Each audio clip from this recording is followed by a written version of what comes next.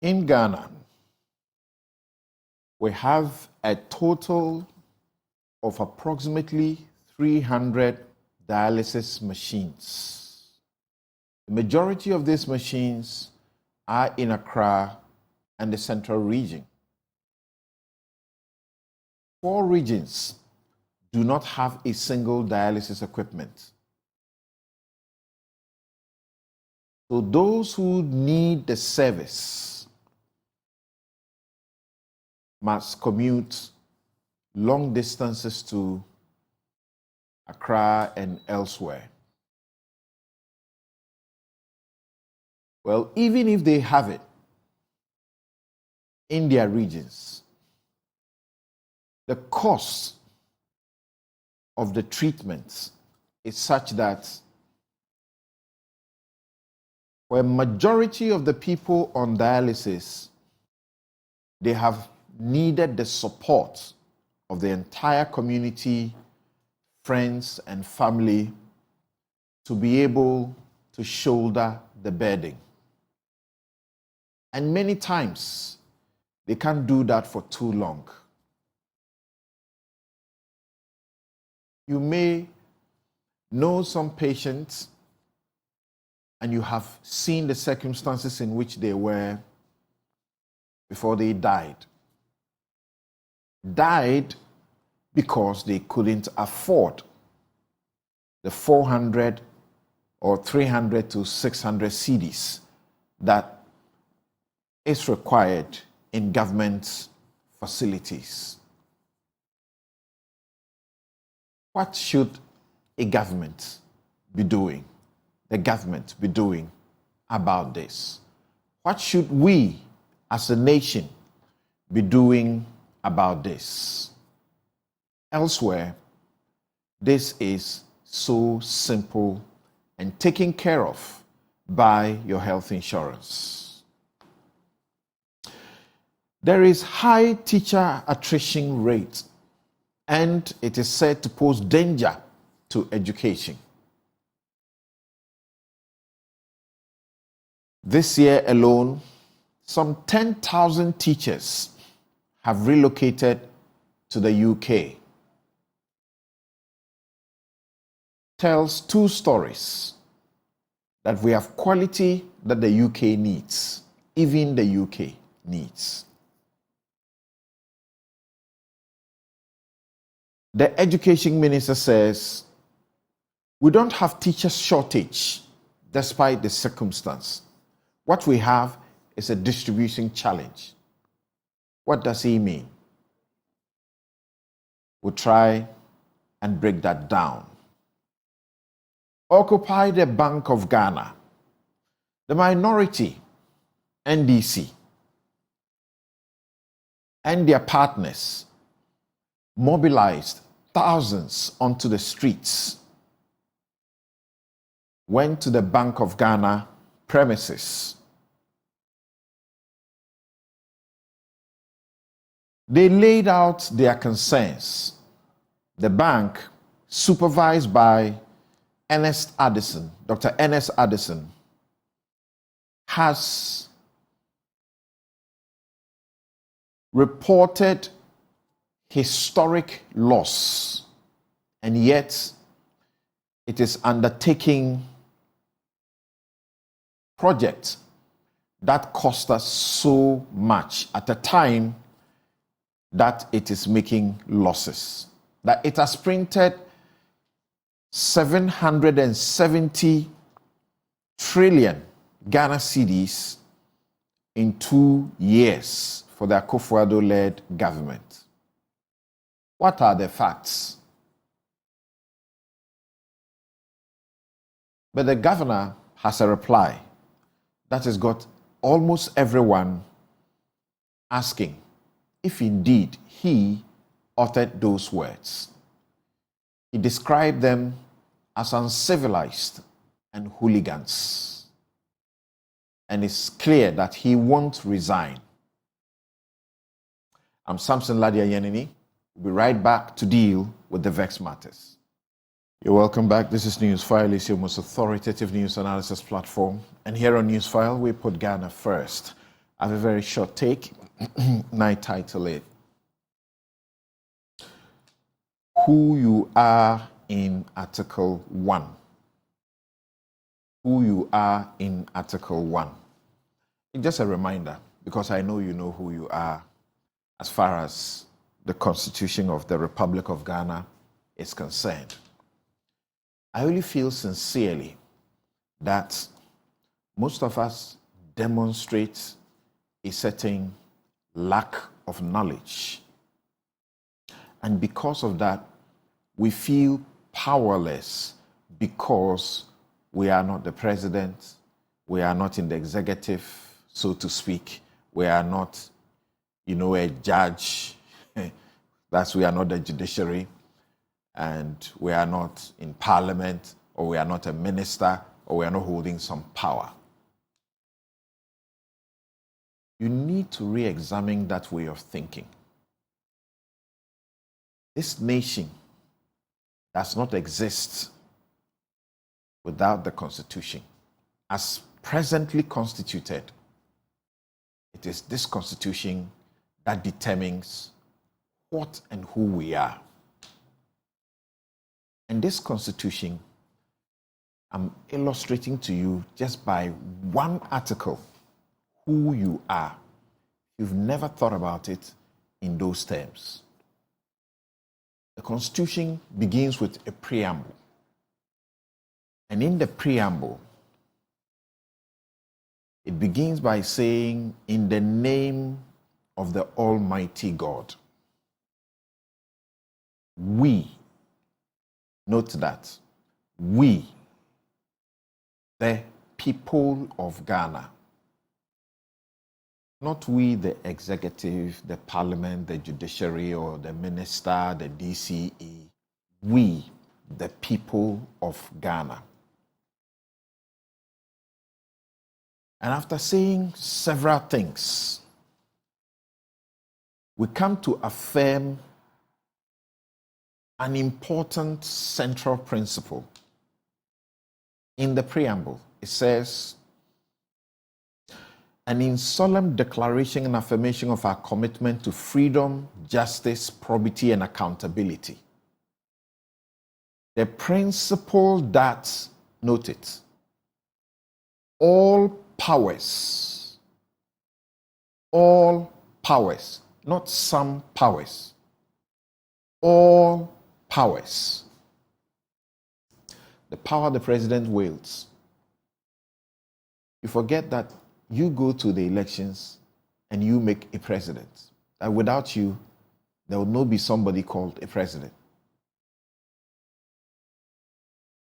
All the powers of government spring from the sovereign will of the people. All powers of government spring from the sovereign will of the people. We're still talking about the people. Now, to my focus on the Article 1. Article 1 of the 1992 Constitution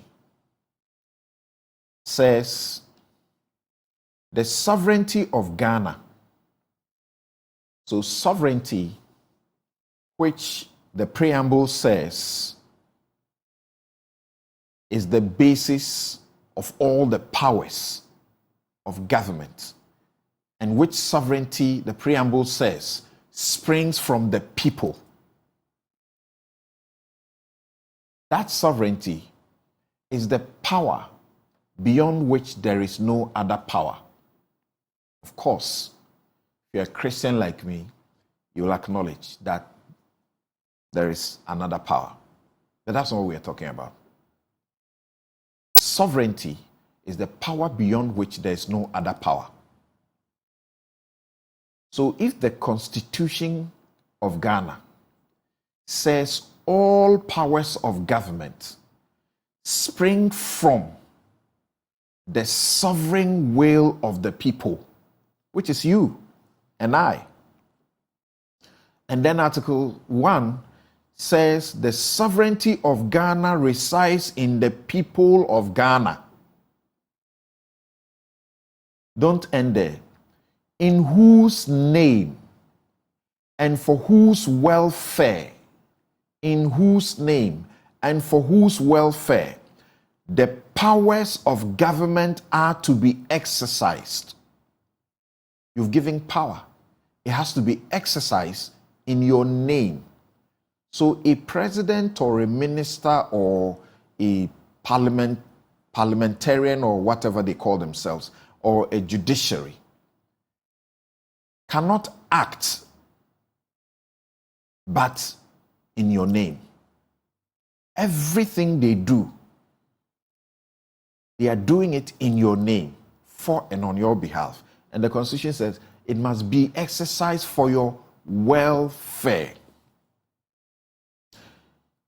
Are to be exercised in a manner and within the limits laid down in the Constitution. I just felt I needed to re-echo this point to you. Don't feel powerless. Don't get into that office and let the person you have given a job to, that you pay every month, make you feel that you are the unimportant person. People in public office, that's why it is called public office. They are servants. They are not masters over you. That's your law.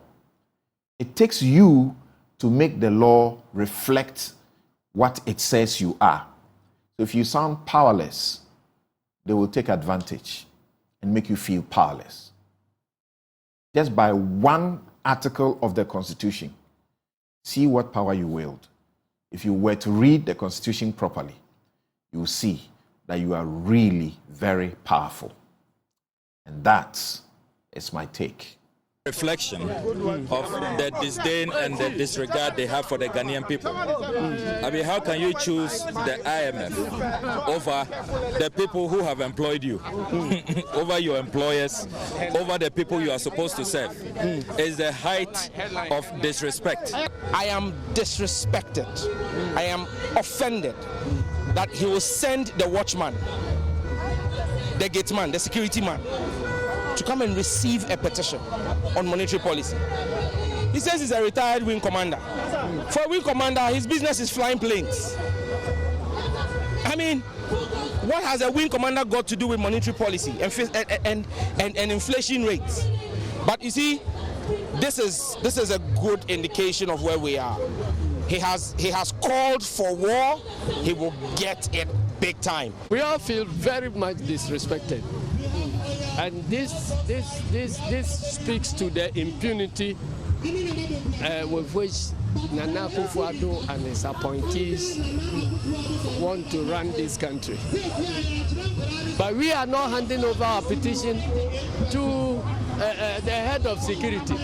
It's like somebody wanting to present a petition to Parliament, to the Speaker of Parliament, and the Speaker delegates the Marshal of the head of security of Parliament to come and receive it.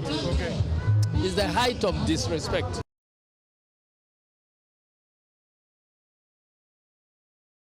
I feel very disrespected as the leader of the opposition in Parliament, for a simple reason that we demanded to present a petition to the governor of the Central Bank of the Republic of Ghana, otherwise known as the Bank of Ghana. Unfortunately, he has decided to disrespect us, and his two deputies has also decided to disrespect us by not being here and to receive our petition. We never said we are going to present our petition to the head of security or someone responsible for security, with all due respect. The crowd you've seen is just the beginning. We will come back again, and I assure you, trust me, we will come back again. He should better come in here. If he thinks that the IMF is more important than the Parliament of Ghana, if he thinks that the IMF is more important than the people of Ghana, he's here because of the people of Ghana and not IMF. So let him deal with IMF, but we'll come after him. We will come after him. Thank you. Until we see him, we are not stopping. This is just the beginning. Choboy! A lot more. Choboy!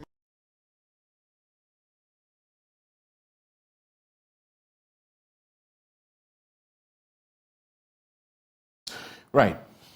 So for those of you who didn't get the opportunity to follow, we just decided to give you, a bit of, a picture of how the streets looked like. But I'm sure many of you have seen footages that show you the actual size of the demonstration on that day. Thousands just went out there, and there was gridlock, even though police was trying to ensure that there was free flow of traffic and everything else. Let me welcome my guest. Doing this first segment of the discussion here in the studio is Inusa Fuseni, former Minister, Lands and Natural Resources. He is also a lawyer. He's a minister in different portfolios. And very recently, he went to the rescue of demonstrators at the police station just by hearing on radio that they were in difficult circumstance. Also, Professor Godfred Bokwe is Professor of Finance and Economics, University of Ghana, joining us for that discussion as well. Prof, thank you very much, and Honorable, thank you for making time to join us. Thank you, Samson. Great. So let's begin, because you were on the ground. Let's begin by finding out how you felt. I was following intermittently and then watching you give interviews, how you were excited to be there. I saw these young men who mobbed you. In one of the interviews, they were all over you. Some of them had their arms over you. You're getting old. You shouldn't be getting in there. Yes, Samson. So first of all, I think I need to thank you so very much for your position on Article 1, which was the prelude. Which is the prelude to this discussion. When people fail to recognize that the power of government resides in the people. The ultimate power. The ultimate power. The ultimate power. And that power must be exercised for the benefit of the people. And until we begin understanding these hallowed words in the Constitution, probably we will always think that we are secondary citizens in this country.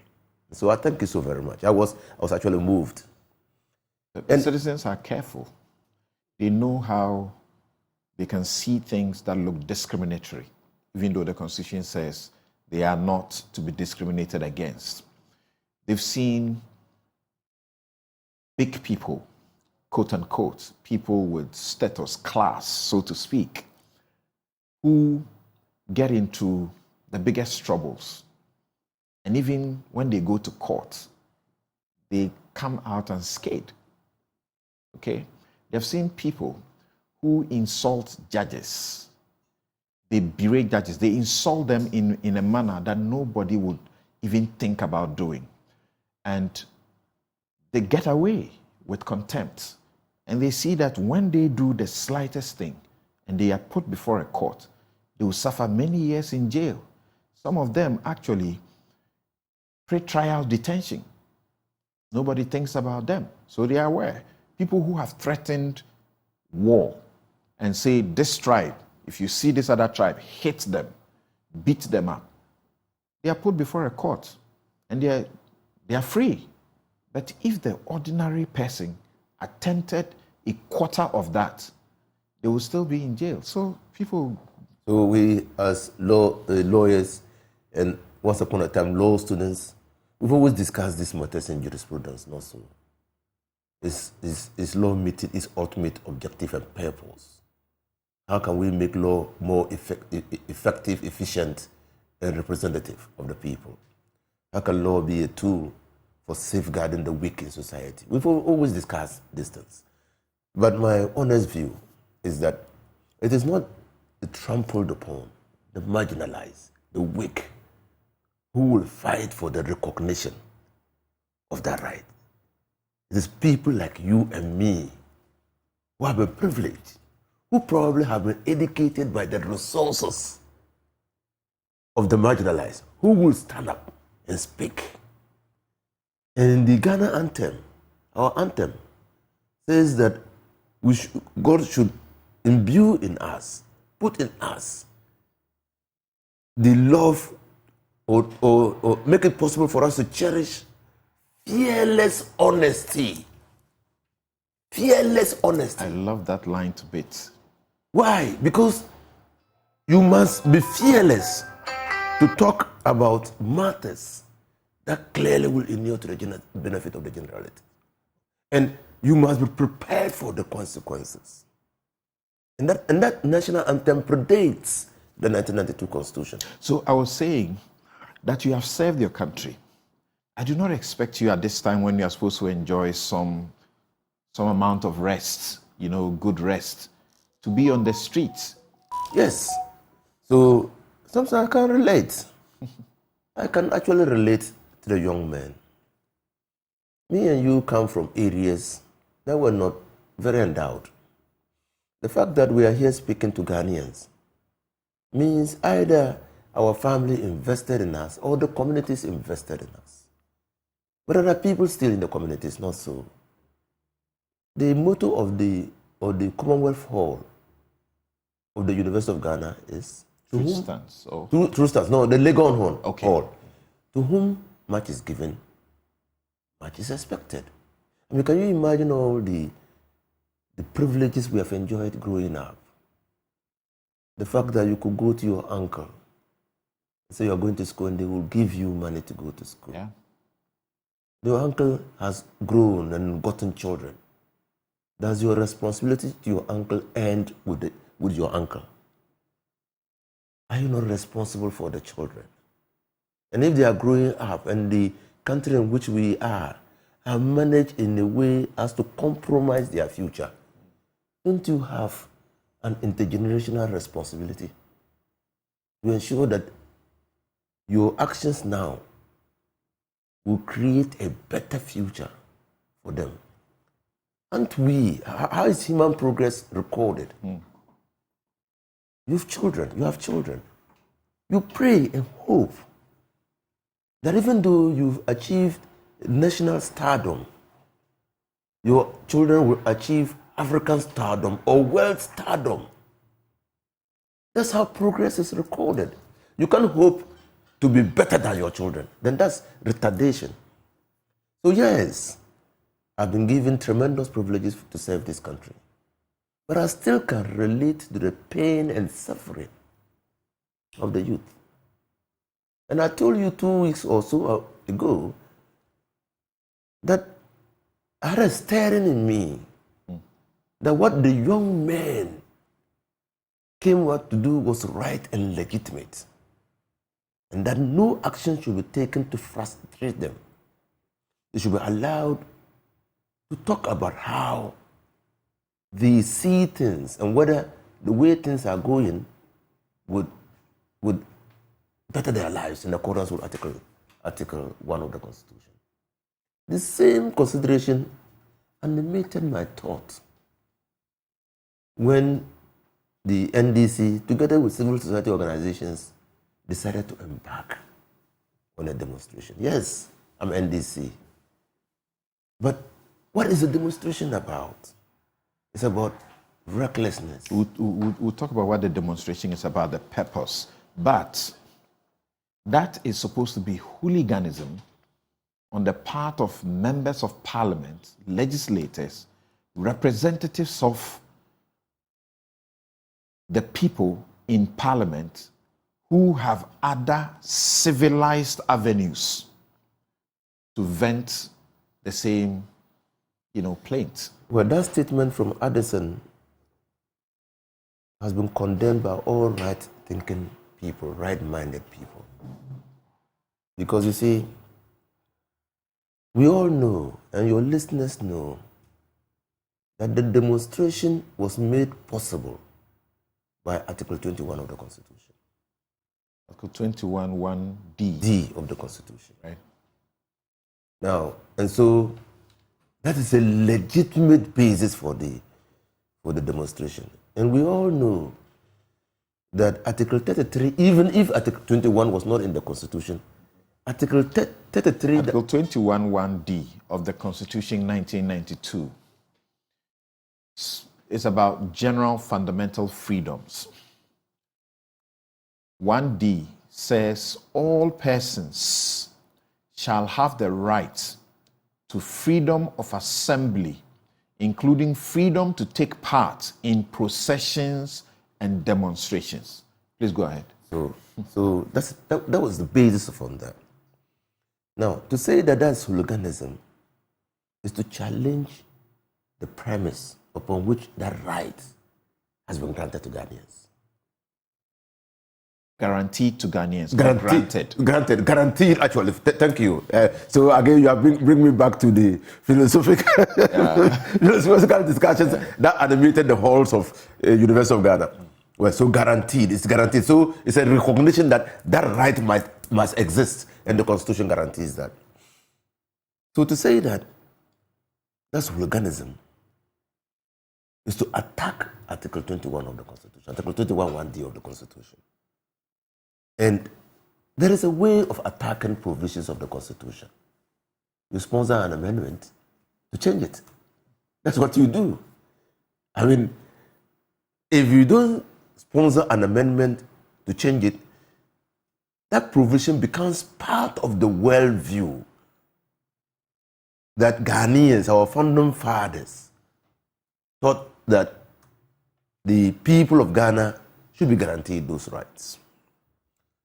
Now, two, let's look at the de facto reality. From the Obra Square to the intersection between the courts and the Ghana lotteries and Shiraj, where we ended the demonstration, there was not a single incident of lawlessness. In fact, the leaders of the demonstration were at pains to calm down the restless youth who thought we should defy the police. And Samson, I was there, and I can tell you, all through the march, there were decisions taken by the police on the spot of the moment. Whereas they had agreed earlier that some routes could be taken, on the day of the demonstration, they changed them. But the demonstrators acceded to that. Because we not only are Ghanaian citizens who are interested in the betterment of the country, but we also are respectful, lawful, or law-abiding citizens of this country. And so, when we got there to the opposite Ghana lotteries, we had expected to see the governor of the Bank of Ghana behind the police cordon to receive the petition. We were only told that we should elect some representatives of the demonstration to go and meet Addison. And everybody knows what turns out. But to say that for Addison to be ensconced in his office, to say the things he said, smacks of extreme level of arrogance, or a failure to understand his duty to the people of Ghana. I choose my words carefully. To the people of Ghana, not to government. Addison has been somebody who's gone through the educational system, has invested in himself. He's worked at the international level. He knows about fidelity to the law. He knows. There cannot be justification for a breach of the law unless those justifications are provided in the criminal code, or in Criminal or Other Offences Act, now so called. Now, is it justification to steal your neighbor's property on the basis of the fact that you are hungry? Is it justification? Or is it justification for an ambulance conveying a sick person to the hospital who needs medical care, knock down somebody at the traffic lights? The justification. And so, fidelity to the law is always very important in discharging your duties as a public officer. He says, I want to resign. Well, so that's the purpose. I agree that he should resign, his deputy should resign. He says, I want. Yeah, so I agree that I already anticipated that he would say he won't resign. And I know the president will not sack him because the president hasn't got that history. So even in situations where the president would have sacked, he's advised those people to resign. You mean the president will not demand his resignation? He'll not sack because the president doesn't have the power to remove him. The president doesn't have the power to. There's a process. There's a process. That must be gone through. The president can initiate the process. You get it? The president can initiate. Why did they give the Bank of Ghana operational independence? Again, this question that you have asked is very important. And so you look at the web and you see clearly that probably there's something wrong with our governor. I know that when political leadership doesn't want you as a governor, if they don't want you to stay a minute or a day in that bank, they can do it. They can do it. In the same way we see when power changes, the swiftness with which the new government or new leadership is able to remove governance of the bank. But you know that the president does not, in the letter and spirit of the law, the president cannot get up today and write a letter and say, get out of that office. Oh, the president will not do that.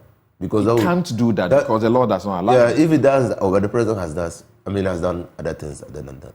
But if he does that, it will be an egregious violation of breach of the status of establishing the Bank of Ghana. Now, sometimes there are what we call gray areas in the law. The president can exploit those gray areas. The president could not have sacked the chairman of the Electoral Commission, Charlotte Osei, your client.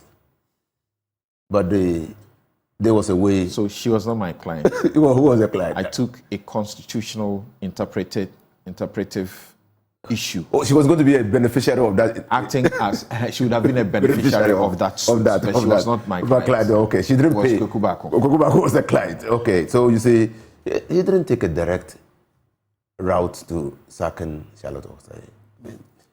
But Charlotte Osei, the end result was that Charlotte Osei had to go. Okay. The president has since received numerous petitions from Ghanaians.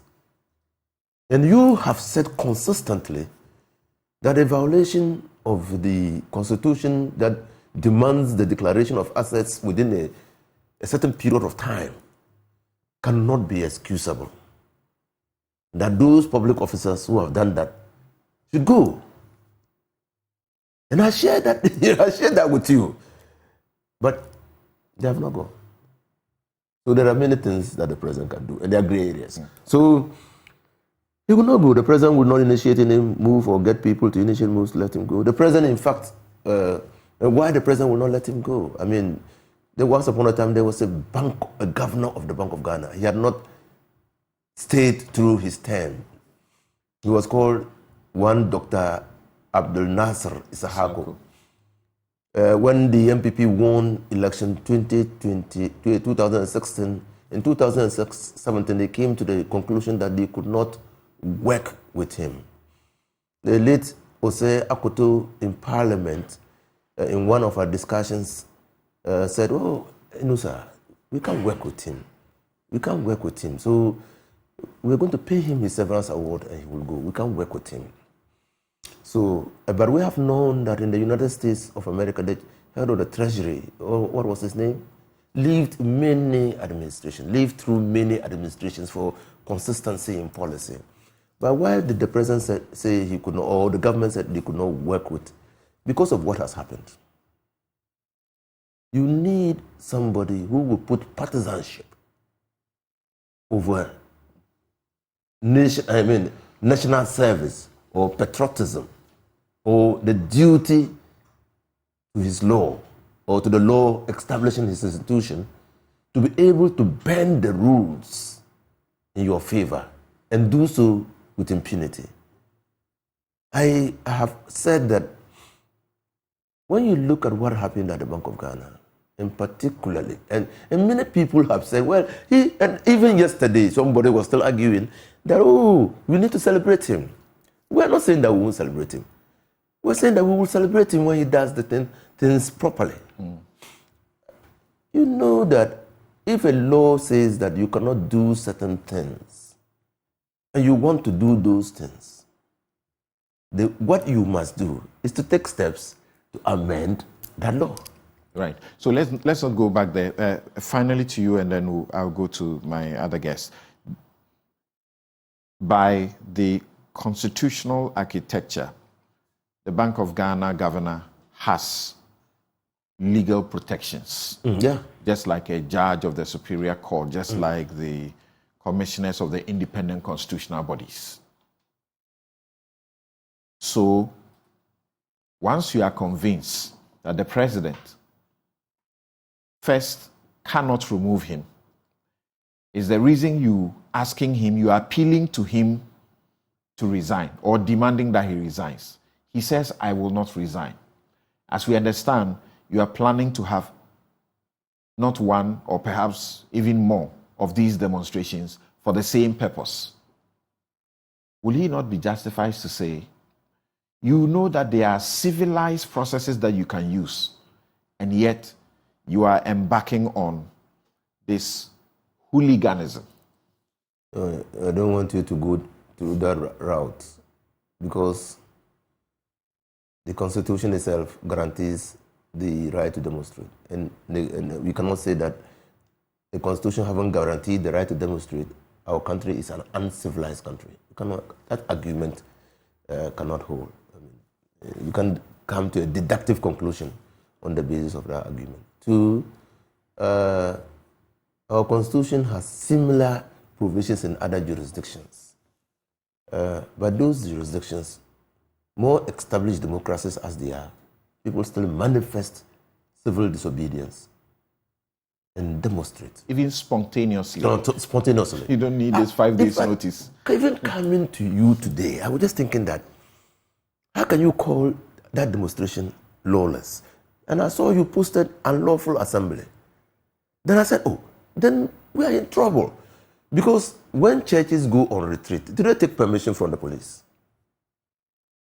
So if the church goes on retreat and they are praying, and another church comes there and says that premises that you are occupying or that plot of land that you are on saying your prayers is my plot of land and I will allow you, that assembly now has the potential of degenerated into violence. Does it immediately change into unlawful assembly? Does it? And well, let's come back. So there are many jurisprudential questions that we can ask. Okay. But because we are exploring this and trying to expand the frontiers of law, let's say that and all agree that demonstrations, and I said it 2 weeks ago, are very important in advancing our democracy. Our Supreme Court has confirmed that when the NPP in 1993 took up a suit challenging the question of permission to demonstrate, which has led to a new law. Because the Supreme Court pronounced that you don't require it is unlawful to require the demonstrator to seek permission before they demonstrate. In that matter, the Supreme Court recognized that this is not only our fundamental human rights to demonstrate and assembly, it's not only inalienable, it's not only our birthright, and it's not only guaranteed by Ghana's constitution, but it's guaranteed by the African Charter, it's guaranteed by UN, other instruments, and so on and so forth. So it's not only in Ghana's laws that you find But this. Samson, Let me go to Professor Bokwing. Prof, we are going to ask you to help us with whether it is justified because of the demands that they make, the reasons that inspire the demonstration. But before that, briefly, what's your comment about this demonstration in the first place? Remember when they wanted to start, the police went to court and said this is a security zone. They mentioned that there are terrorism activities. They mentioned coups going on, and for fear of all of these things, they didn't want the court to allow it. Eventually, it's been allowed. People have asked questions, very basic issues, because right at that place, you have the courts there. So even if you gave them the routes to pass and they are using the courts area and all, the courts, they are not security places. Yes, what do you say? Samson, thank you. Good morning. Good morning to our co-panelists and our listeners. I'm not so much of an expert in these areas, demonstration, the rest of them. It appears that I understand GDP much better than the way people should demonstrate. But I think I've learned a lot listening to Honorable this morning.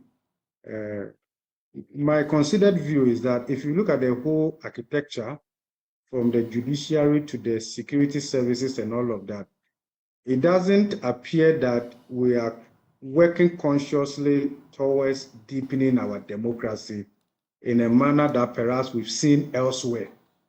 Okay, and therefore, and part of this also is the fact that, and you also see it playing out with the way Bank of Ghana has been behaving, that there's a certain submissiveness to the political party in power or the government in power, much to the detriment of the common good.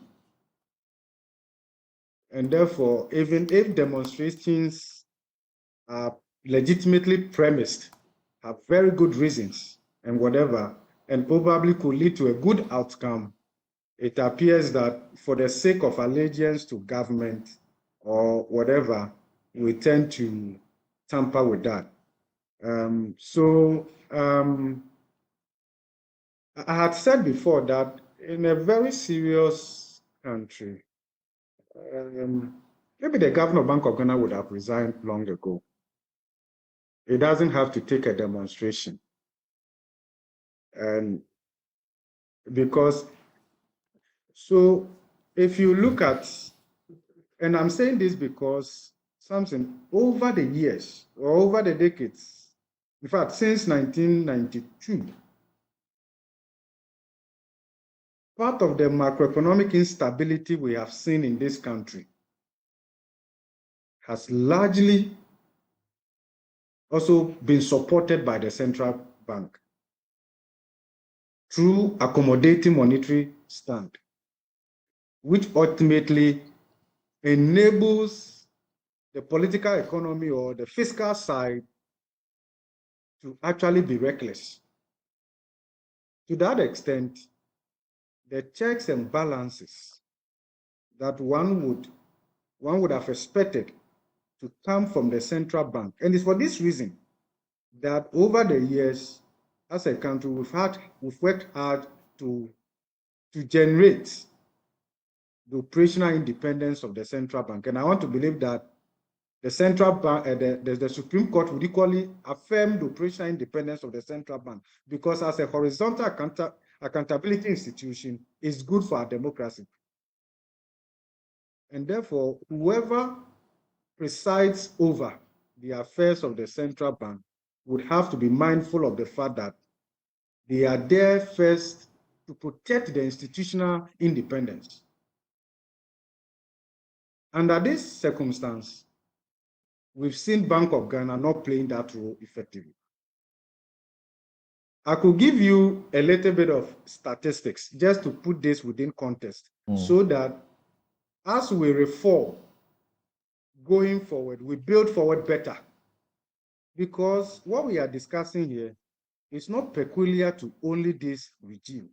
I've said that time and again, just to give context, except to say that the level and the magnitude of the deficit financing and the debt financing by the central bank is unprecedented and shouldn't have reached that level also. We can debate that. And I think it's from that perspective that one could reasonably conclude that the performance of the central bank was suboptimal. The demonstrators repeated to us the bank cleanup, or what others prefer to call bank collapse circumstances. They repeated to us and said, look, these are guys who have spent in excess of, 27 billion of our hard-earned money doing something that didn't work. Microfinance companies, Atuforsen refers to them that they were targeted. According to what he had to say, he said these companies were targeted and collapsed by these leaders, 426 microfinance companies. He said linked to the NDC were collapsed under this thing. And that the expenditure we made is part of the reason our economy couldn't take the shock when the world began to suffer some of the problems that it suffered. Some of you, the experts, were on our platforms explaining to the citizens why these measures were good measures. So are there reasons, the best reasons for the demonstration, before we come to the loss and the headquarters building? Yeah, Samson, this is an interesting question. I had held a view before, and I still stand by that the financial sector cleanup was necessary. And had maintained, even on this platform before, that the vulnerabilities that crystallized towards the end of 2016, running to 2017, which occasioned the financial sector cleanup, had started way back towards the end of 2011. The data is clear. Non-performing loans and all of that.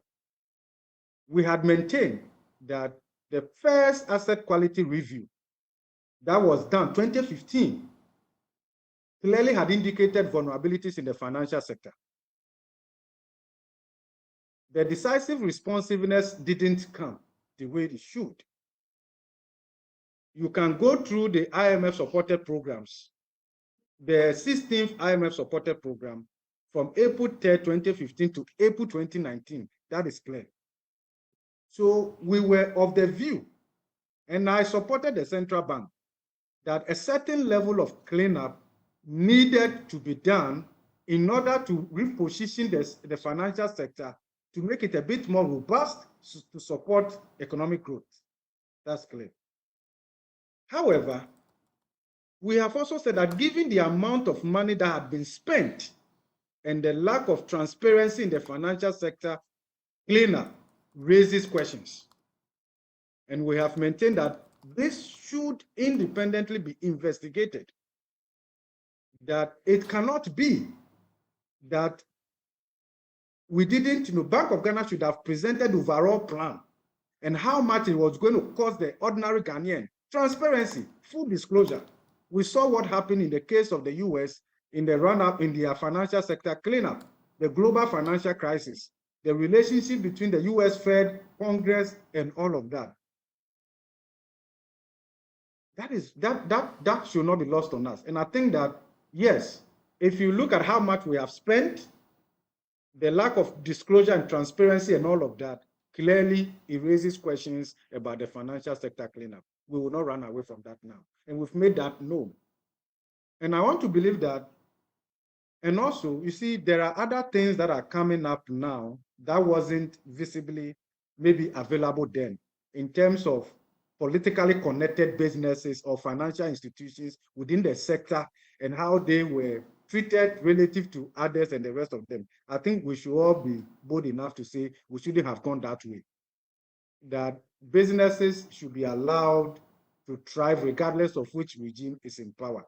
I think that is very clear. And I think we are not running away from that. I think, and the fact that we also supported the financial sector cleanup, yes, but the form and the ultimate cost to the Ghanaian certainly raises questions. And we've made that known long ago. Right. So if we move away from that point that that expenditure of 27, now we hear sometimes going to about 30 billion, which we have instituted a levy that I don't know how much of that levy can repay that money. If we move from there, and the fact that that led to weakening, if you like, call it the economy shock absorbers. And because of that, when the world situation came, we became so vulnerable, and that's why we are feeling it the way we feel. They are saying, and they have explained, that the historic loss that has been made at the Bank of Ghana,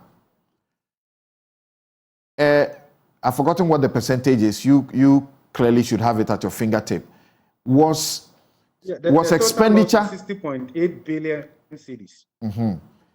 That the chunk of the expenditure went to the DDEP, which is for us to help a recovery, to help recover the economy.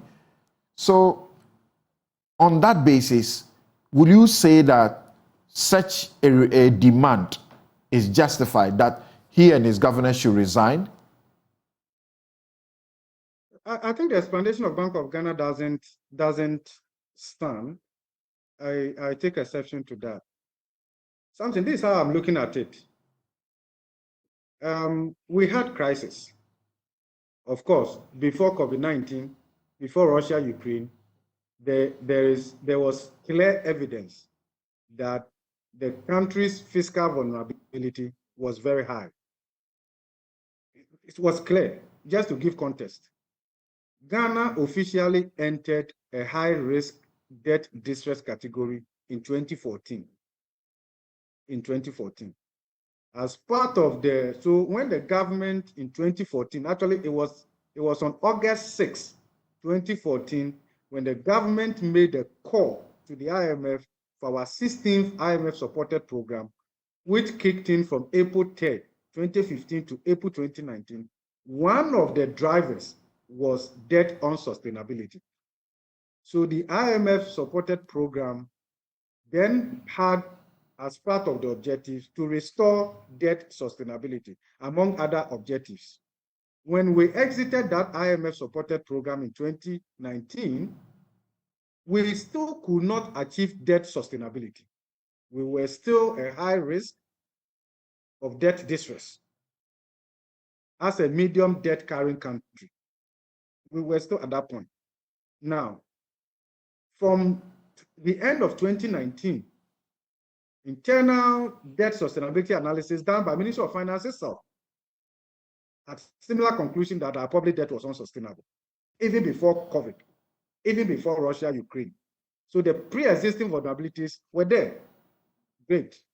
COVID came, and in the wisdom of Parliament, they felt the need to suspend the Fiscal Responsibility Act because the Act had imposed a limit in terms of the level of fiscal deficit that could be created at 5% of GDP. Now, Bank of Ghana, my considered view, I'm not a lawyer, is that could not have used the mere suspension of the Fiscal Responsibility Act as a basis to disregard its own act that imposed a limit on deficit financing to the tune of 5% of government's previous year's fiscal revenue. I don't think so. And that is why I say that that explanation from the central bank cannot be appropriately placed in here. Now, the reason I'm saying so, hello? Go ahead. I need us to wrap up. Yeah. Yeah. So I'm not a lawyer, but that's how I see it, because there's a reason why the 5% limit is in there. If you want to go beyond that, there is an escape route. It's not like there is no other way. The lack of transparency, the lack of disclosure surrounding this whole deficit financing, even at a time when it was largely a public information that the central bank was printing money, financing the deficit, this was denied. This was denied. But Prof, the way we have designed our central but Prof, yes. When Dr. Kaysel Ato-Forson says they have printed money to the tune of 770 trillion in 2 years, is that fact? No, I'm not too sure the minority leader was talking about 700 trillion, because probably, I know that the deficit financing or net claims on the government, including overdraft and the rest of them, as at the end of 2022, was 77.6 billion cedis. So billion, not trillion. Yes, okay. 77.6 billion cedis. That was the amount. If you express this as a percentage of government previous years' total fiscal revenue, that was way in excess of the 5% limit. Okay. But Samson, this is a real issue. And why? And I think Honorable in your studio also talked about that, why politicians would almost always prefer somebody they can manipulate to be at the central bank. Samson, look at it this way. Between 2008 and then 2012, the level of deficit financing by our central bank went up by more than 600%. In 2012, which was an election year, the level of deficit financing, at that time, the Bank of Ghana Act only allowed 10%. And this 10% is what has been reduced to 5%, even though under an IMF arrangement, we brought ourselves to zero financing. The level of financing, according to our current vice president, when he was in opposition, was more than 45% in 2012, when the limit was 10%. In 2013, Samson, the level of deficit financing was around 36%, when it was supposed to be 10%. Now, it was this that created the inflationary pressures and the debt-induced macroeconomic instability that took us to the 16th IMF supported program. The response of the IMF was that, given the deficit financing, the unexpected inflationary expectations could no longer be unexpected. So one of the program objectives was to eliminate the fiscal dominance of monetary policy. We went through that. Okay. We are back to the same point now, right? Now, if you look at what we are talking about here, the level of the deficit financing is unprecedented. So much to the extent that we have actually reduced the balance sheet of the central bank to nothing, a huge negative. Look, we should bear in mind that when the central bank's balance sheet is rendered worthless, the way we see it here, it undermines the moral legitimacy of the central bank in monetary policy conduct and regulation. It also signals to the market that the central bank, in its attempt to claw back, would likely be aggressive with fines, and with a little infraction, you'll be imposed with fines, because the central bank needs to make money to repair its balance sheet. Okay. Prof, thank you very much for your time. Just in 30 seconds before you leave us, what will change if these officers were left the bank? Well, it is my considered view that there should be consequences. Otherwise, as a country, we can't move forward. There should be consequences. What we are talking about here is unprecedented, and I think that I've given you data across the two main. It's unprecedented in extraordinary world economic situations. No, that's what they are telling you. You can see relativity. You can see marginality.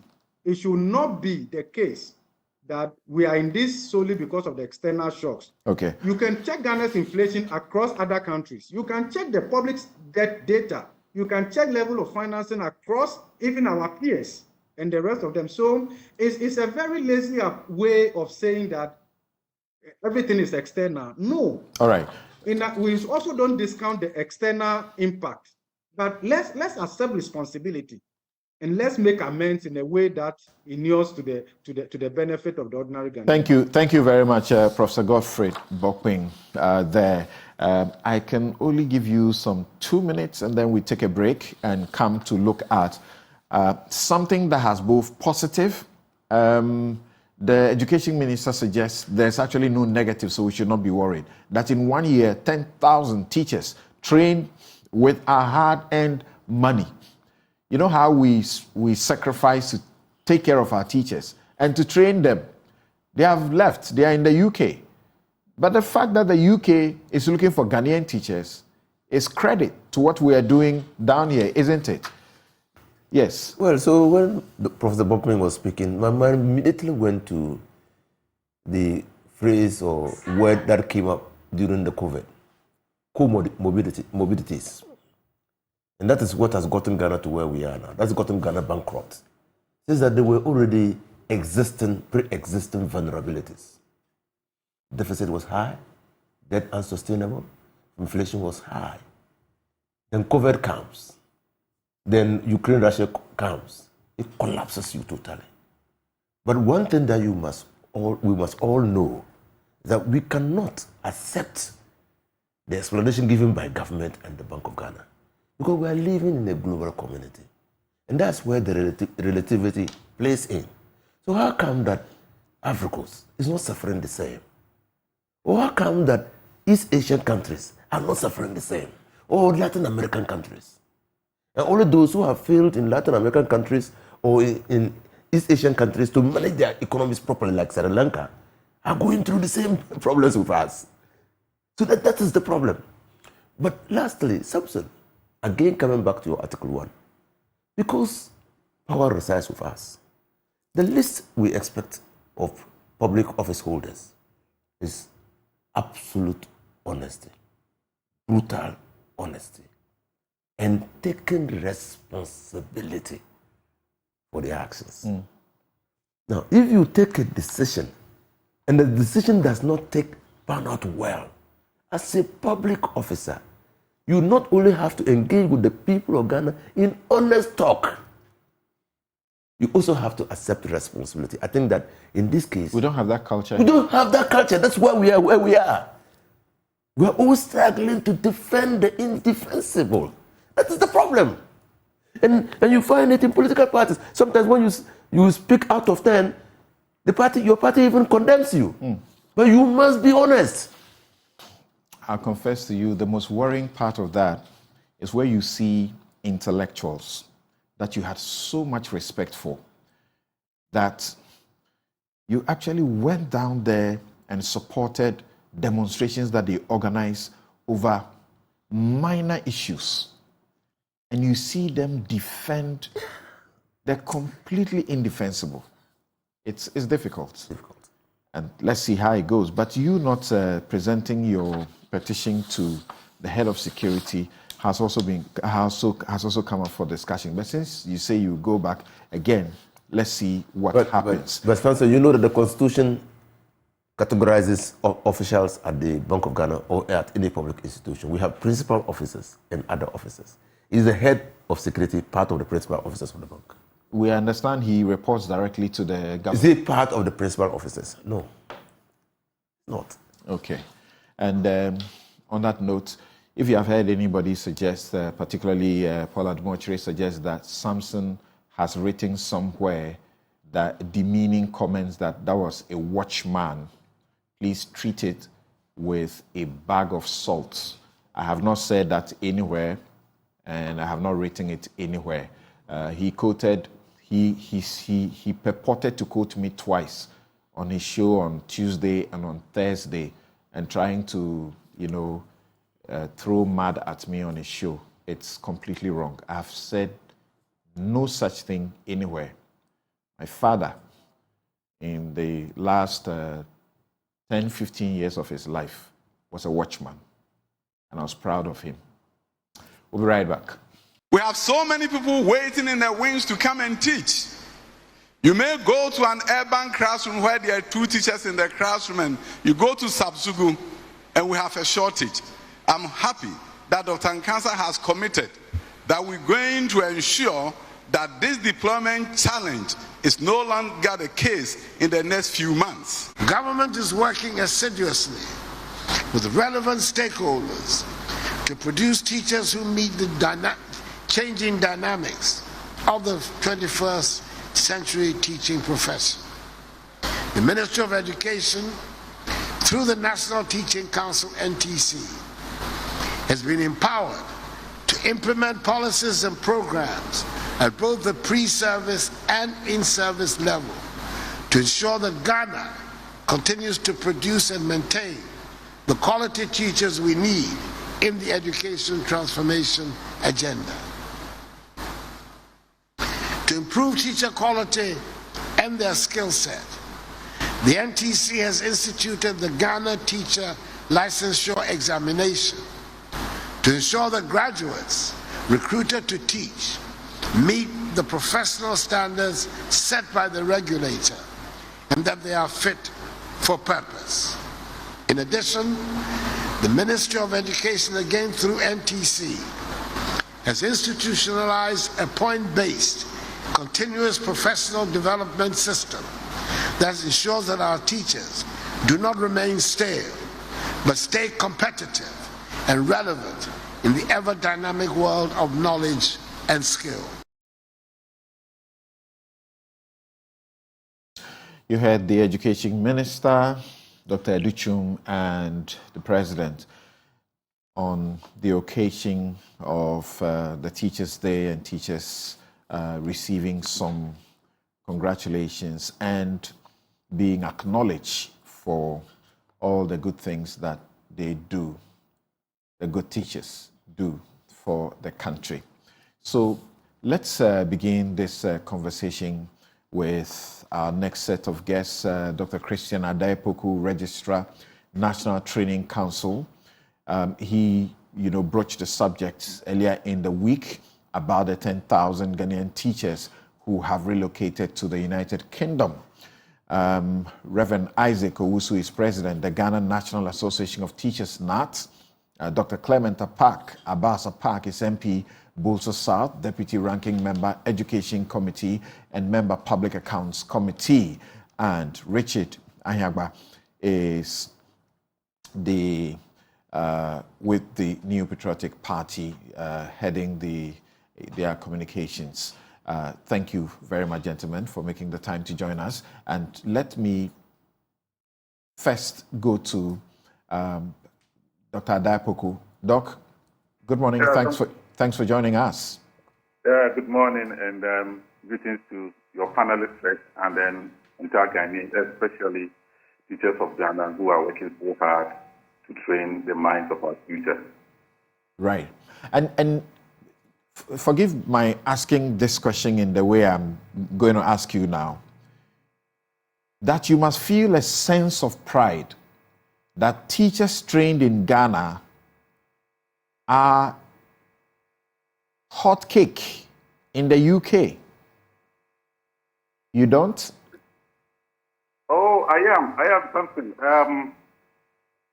If I'm to go back to the statement I made on last Tuesday, I made it clear that in the past 5-7 years, government has instituted a number of policies to ensure that the quality of teaching is improved in Ghana.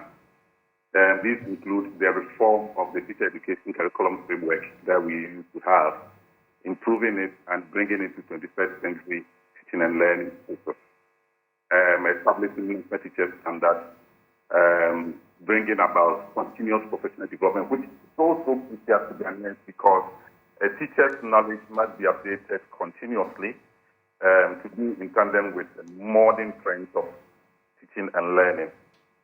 Among other interventions government put in place to ensure that the quality of teachers is improved It is based on this that in January last year, early this year, we had a visitation from Department for Education in the UK. They came to study our system to be sure that Ghana actually is training teachers to the standard that's globally accepted. And after going through our system, going through interviews with some of the leadership of Master Teaching Council and other stakeholders in education, they concluded that Ghana is producing teachers of high quality based on the licensure exam, CPD, National Teacher Standards, and so on and so forth. And so Ghana plus 3 other countries in Africa were exempted from the rigor of approval of qualified teacher status in the UK. That is, to be very specific, Ghana, Nigeria, South Africa, and Zimbabwe. If you're a teacher in these countries and you want to teach in the UK, the normal rigorous nature of assessment that you need to go through to get qualified teacher status, you don't go through that now because it's expected that you have gone through a lot here in your country and therefore you qualify to teach in the UK. Right. But based on this, they opened up to Ghanaian teachers, and then lots of agencies are across the country recruiting teachers. Right. I must clarify here something, that the statement I made was that the data we have, 16,000 people have so far applied for qualified teacher status in the UK. Out of that, 10,000 have been issued. But that is not to say that all the 10,000 have left. So some have left, some are still in the process, some may go, some may not go. But they have been given qualified teacher status. Right. Whatever the circumstance, this clearly, in this situation, is a danger, isn't it? How many teachers is the country training yearly? And if on the average, we're beginning to see such flights of teachers, then say even half of this number is going to leave the country every year, then we have a problem on our hands, don't we? Just like the issue with the brain drain as far as doctors and nurses are concerned. Well, it is not as alarming as we think. And all the same, I won't say that it is not a challenge. It is. But it's not as alarming as we are seeing it. On average, we are churning out about 30,000 teachers who pass licensure examinations every year. And it is not everybody that is absorbed by the Ghana Education Service. And so we still have a lot there who will be able to replace those who may leave. But the challenge is, if they are leaving, sometimes you get experienced teachers leaving, and you need to bring people, train them to be able to get to the level that these people might have been. But all in all, it is not. There is no teacher shortage in Ghana as of now because there is. You said, Doc, you said this was a looming danger that ought to be kept. So what is it? Yes, the looming danger here is the experienced teachers who are leaving. And that is our worry, that experienced teachers are leaving. And if experienced teachers are leaving, and the nation is spending so much in the training of teachers, and we are not getting anything from them, then it becomes a challenge. So the conversation at the symposium was, how does government earn or get a yield from this attrition? Because we are training a lot of teachers in the country. We are not able to absorb them. Of course, we want to see some of them go. That's fine. But we are investing so much in these people. And when they are going, we are not getting anything from them. So the conclusion at that time was maybe government-to-government collaboration to make sure that some people are taxed for leaving after we have spent our money to train them. But the danger here is getting some experienced teachers leaving the system. All right. Please hold on, don't move yet. I will return to you. And I'd like to now go to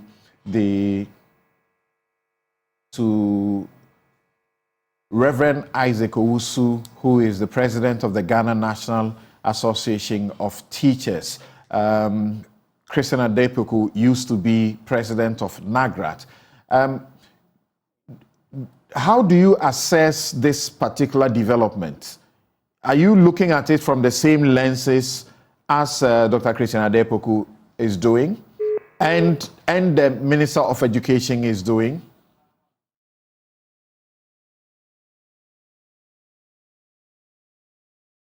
Hello, Reverend Isaac Owusu. Oh, I understand we just lost him. Let's get him back quickly because we need him to give us his perspective because he is leading the Association of Teachers. He's leading teachers. And we want to feel what is it that is driving them. That's also important to know. Yes, Reverend Isaac Owusu. Samson, good morning. Good morning. And thank you, teachers. Thank you very much. God bless you for what you do for us.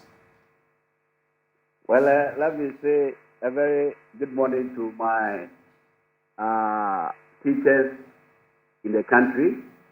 And let me say a very good job to all teachers in Ghana. You know, the number one nation builders are teachers.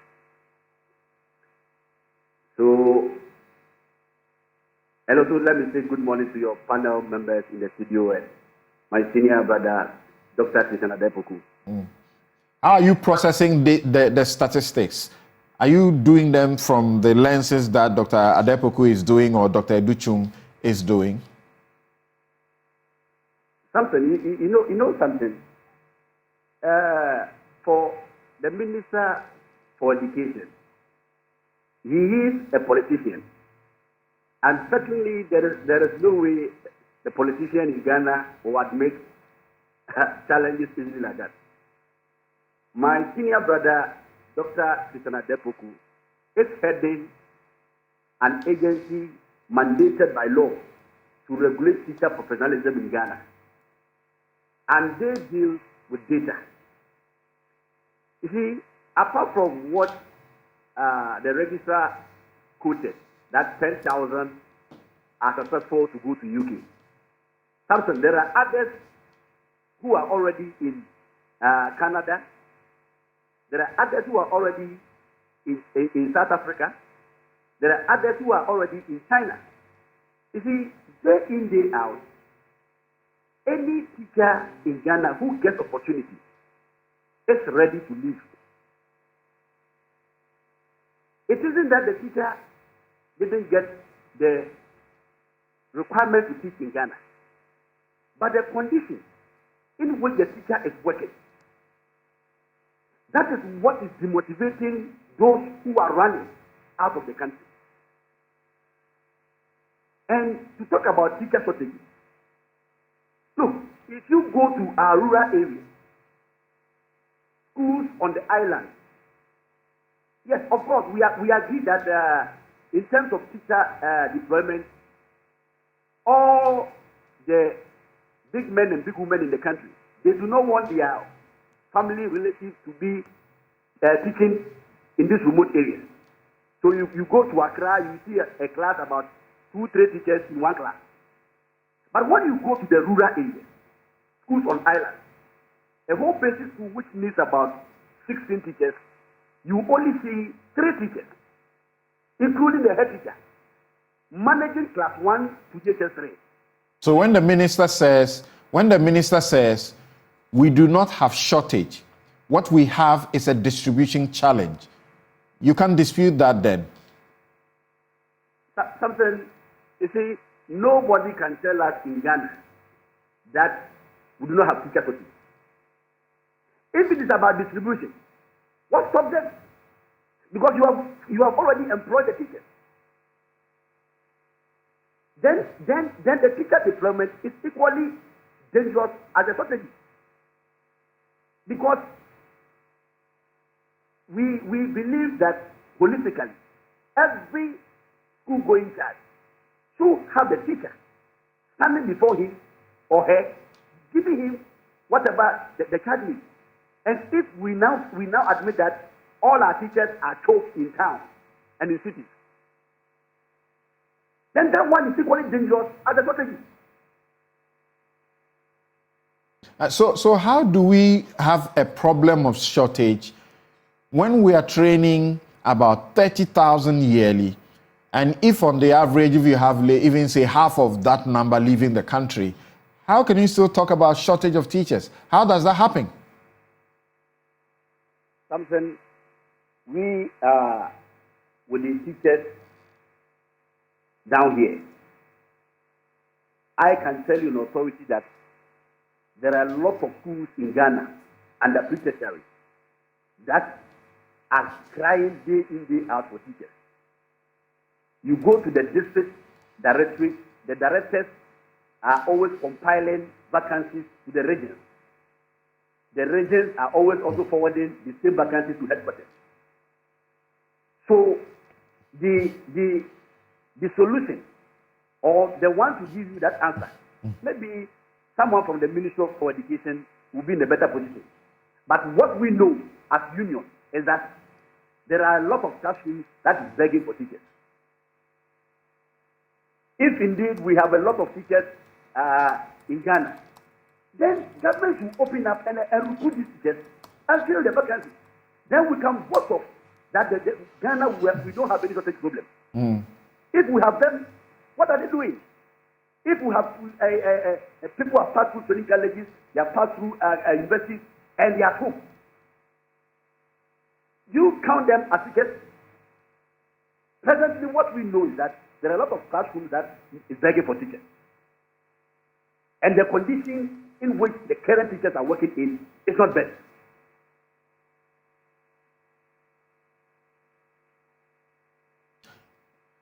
Interesting perspective there. But Dr. Christian Adepoku said his major concern from where he sits is that it is the best of the teachers who we are talking about when it comes to those who are leaving, and even the UK, you know, it's okay with their training without more for them. So, Rev, I want to ask, this clearly, that aspect of the issue clearly will impact on the education outcomes if we're having the best who are happening to leave. In the course of the week, I spotted these statistics about the developments on the education front. And my heart was gladdened that in this country, we can look at the fact that the core subjects, English, integrated science, mathematics, and social studies, where people were performing poorly previously, for some time now, there's a sustained improvement. So that integrated science in 2015, you had 28.7% pass rate. And now, from 2019, for example, in fact, since 2017, they have not done less than 50%. They've done 52, 62, they've gone to 65, up to 65. Then if you take mathematics, where say in 2015, you had the performance rate, pass rate at 32.4%. If you look at that record from 2019, they have done in excess of 60%. Only 2021, they did 54.11%. Social studies, English language, very, very encouraging reports.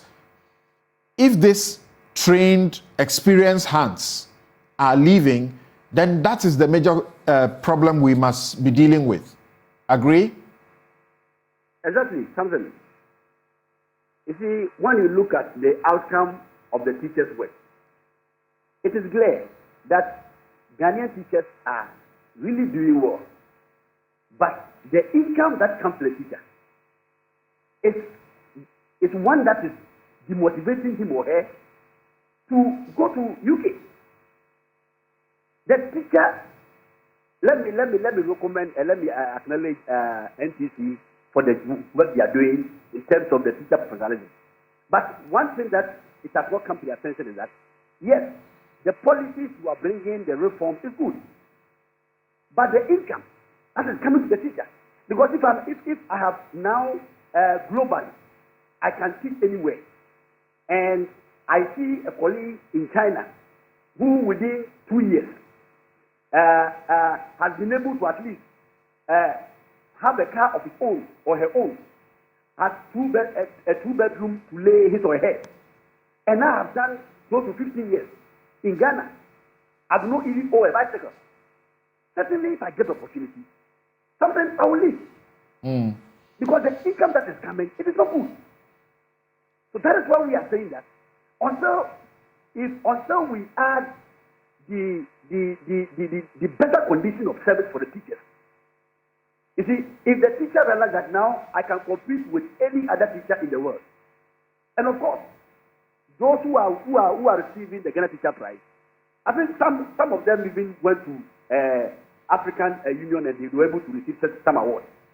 It tells us that yes, the policy formulators and the employers, what they should think about that, yes, once we are bringing this globalization standardized, then we should also make sure that we have equal income that will not even deter the teacher from even thinking of traveling outside the country. Okay, thank you. Hold it, Reverend Isaac, so hold it on there for me. I return to ask what are the specifics from where you sit as president of NAT that is lacking, and what can be done to improve that situation.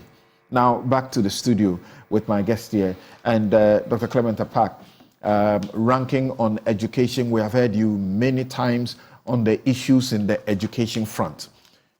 Can we isolate this particular situation and see how the potential it has to do some damage to our system? And as we saw, these experiences are the reason why 2020, 2021, 2022, the free SHS graduates, the only years in the past 8 years that more than 50% of the candidates have obtained A1 to A6 in all core subjects. What they need in the core grades for a student to qualify for admission into tertiary institution is A1 to A6. And this is commendable that they have done 50% A1 to A6. Well, Samson, let me say good morning to you and my co-panelists, and to say good morning to the people of Busa South. Just a minor correction. I'm the deputy ranking member. Deputy, sorry. On the Education Committee of Parliament. I can't start without saluting our gallant teachers who have sacrificed enormously and in the recent times at the peril of their own lives and comfort to ensure that they continue to train the future of this nation. We are all on this panel today by virtue of teachers who have taught and nurtured us from essentially nobodies and no names into persons of value, not only to our families, to our communities, but to our nation and the entire human race. As the son of a teacher myself, and as somebody who was in academia until recently, I know firsthand the value of education. And if you know the value of education, you must know the value and appreciate the work of a teacher. Something I have argued based on my own experiences in other parts of the world and seeing the way the educational systems have been set up and the way they function, that if I had a choice, the group that should receive the most recognition, receive the most remuneration, should be teachers, not politicians, not engineers, not doctors, not architects, because all of these other categories of professionals are produced by teachers. So if you look at some of the countries that we ought to be looking at for best practices, you'll notice the working conditions and the conditions of service for teachers are usually at the very top of the ladder. Unfortunately, we seem to want our teachers to give up their best, but we don't seem to be conscious of the need to ensure that they are properly motivated in terms of their conditions of service and the working conditions. And I think that is where the debate is, if you were to listen clearly to Reverend, who obviously is representing teachers and is on the ground. We will come to the figures with regards to the grading and how we have improved over time. But that's a very important issue you raise. No, I'm not. No, there is a very important issue you raise about the remuneration. Yes. Because as the Reverend Isaac also speaks about, it appears this is the reason they are leaving. It is. Okay? And unfortunately, we live in a country where a politician's or a public officer's salary can take care of a teacher for perhaps the whole year. Well, yes, so essentially what I'm saying is that we need to reconfigure because this is not acceptable. It is not best practice. And so why are we maintaining a structure that is not going to motivate and encourage the teachers to give up their best? They are doing a lot already, but we know they can do even better.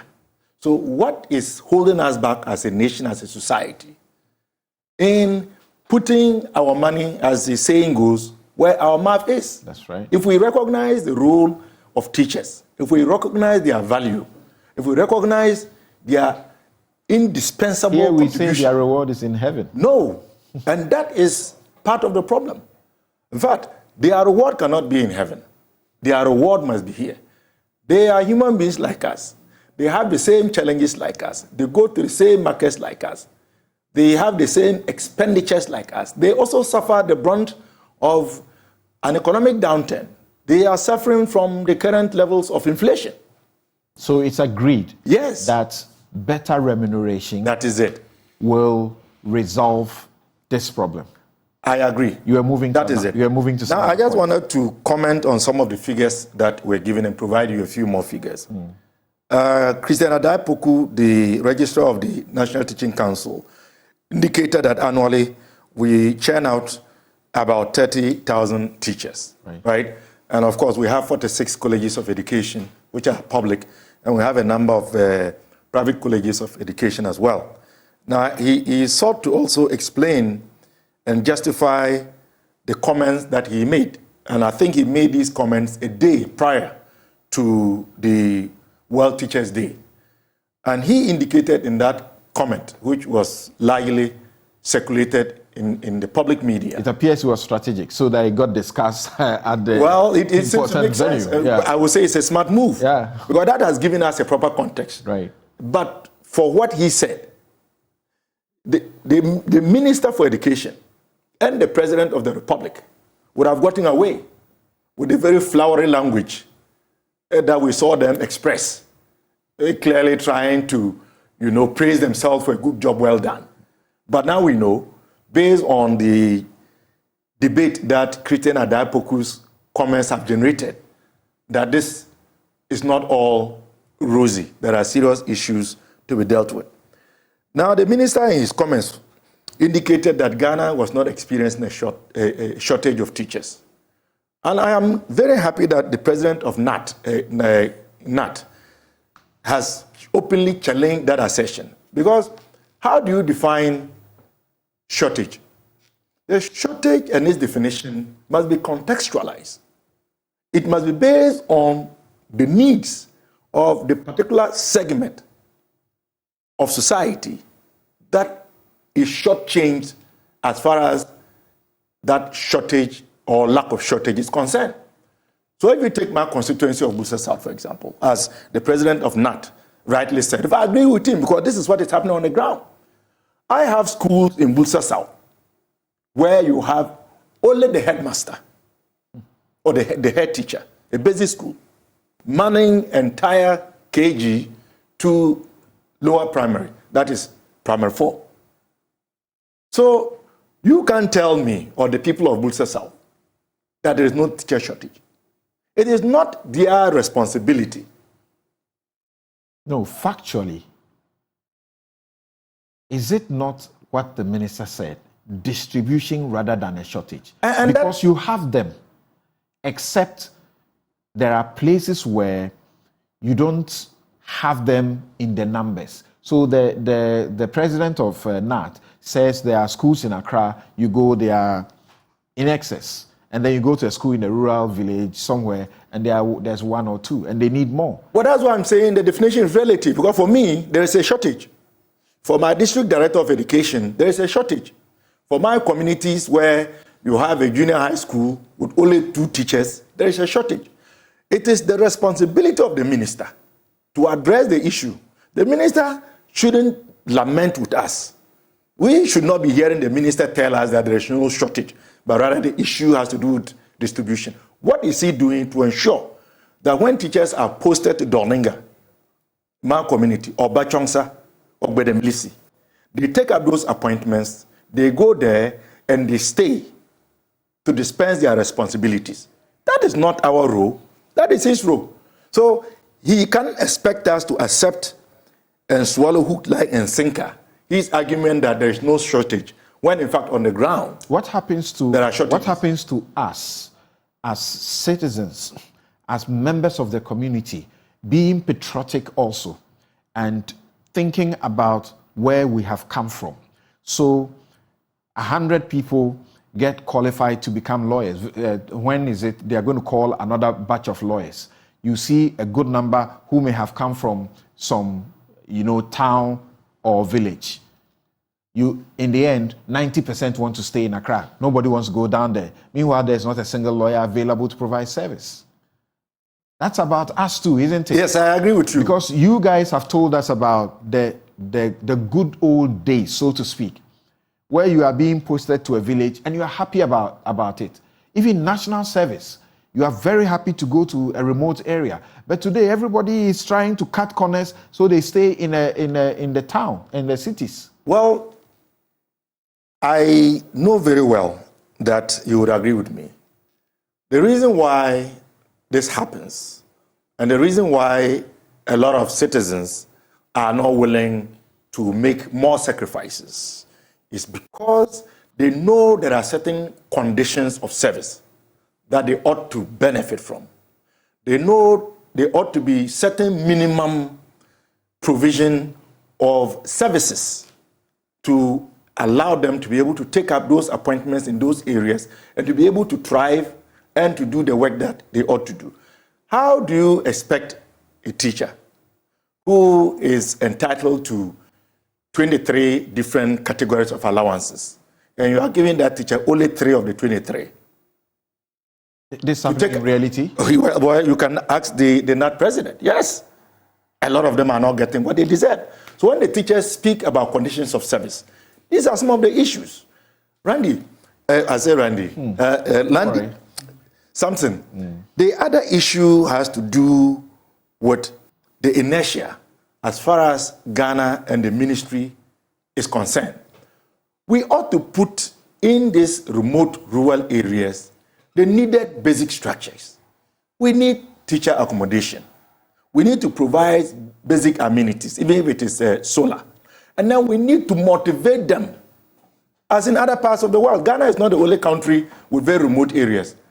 The question we should be asking is, how is it that in those other countries where they have remote areas, teachers are willing to take up appointments and to stay in the rural areas to teach? That is because they have made conscious efforts to put in place the basic structures and amenities to make it tolerable for teachers to go.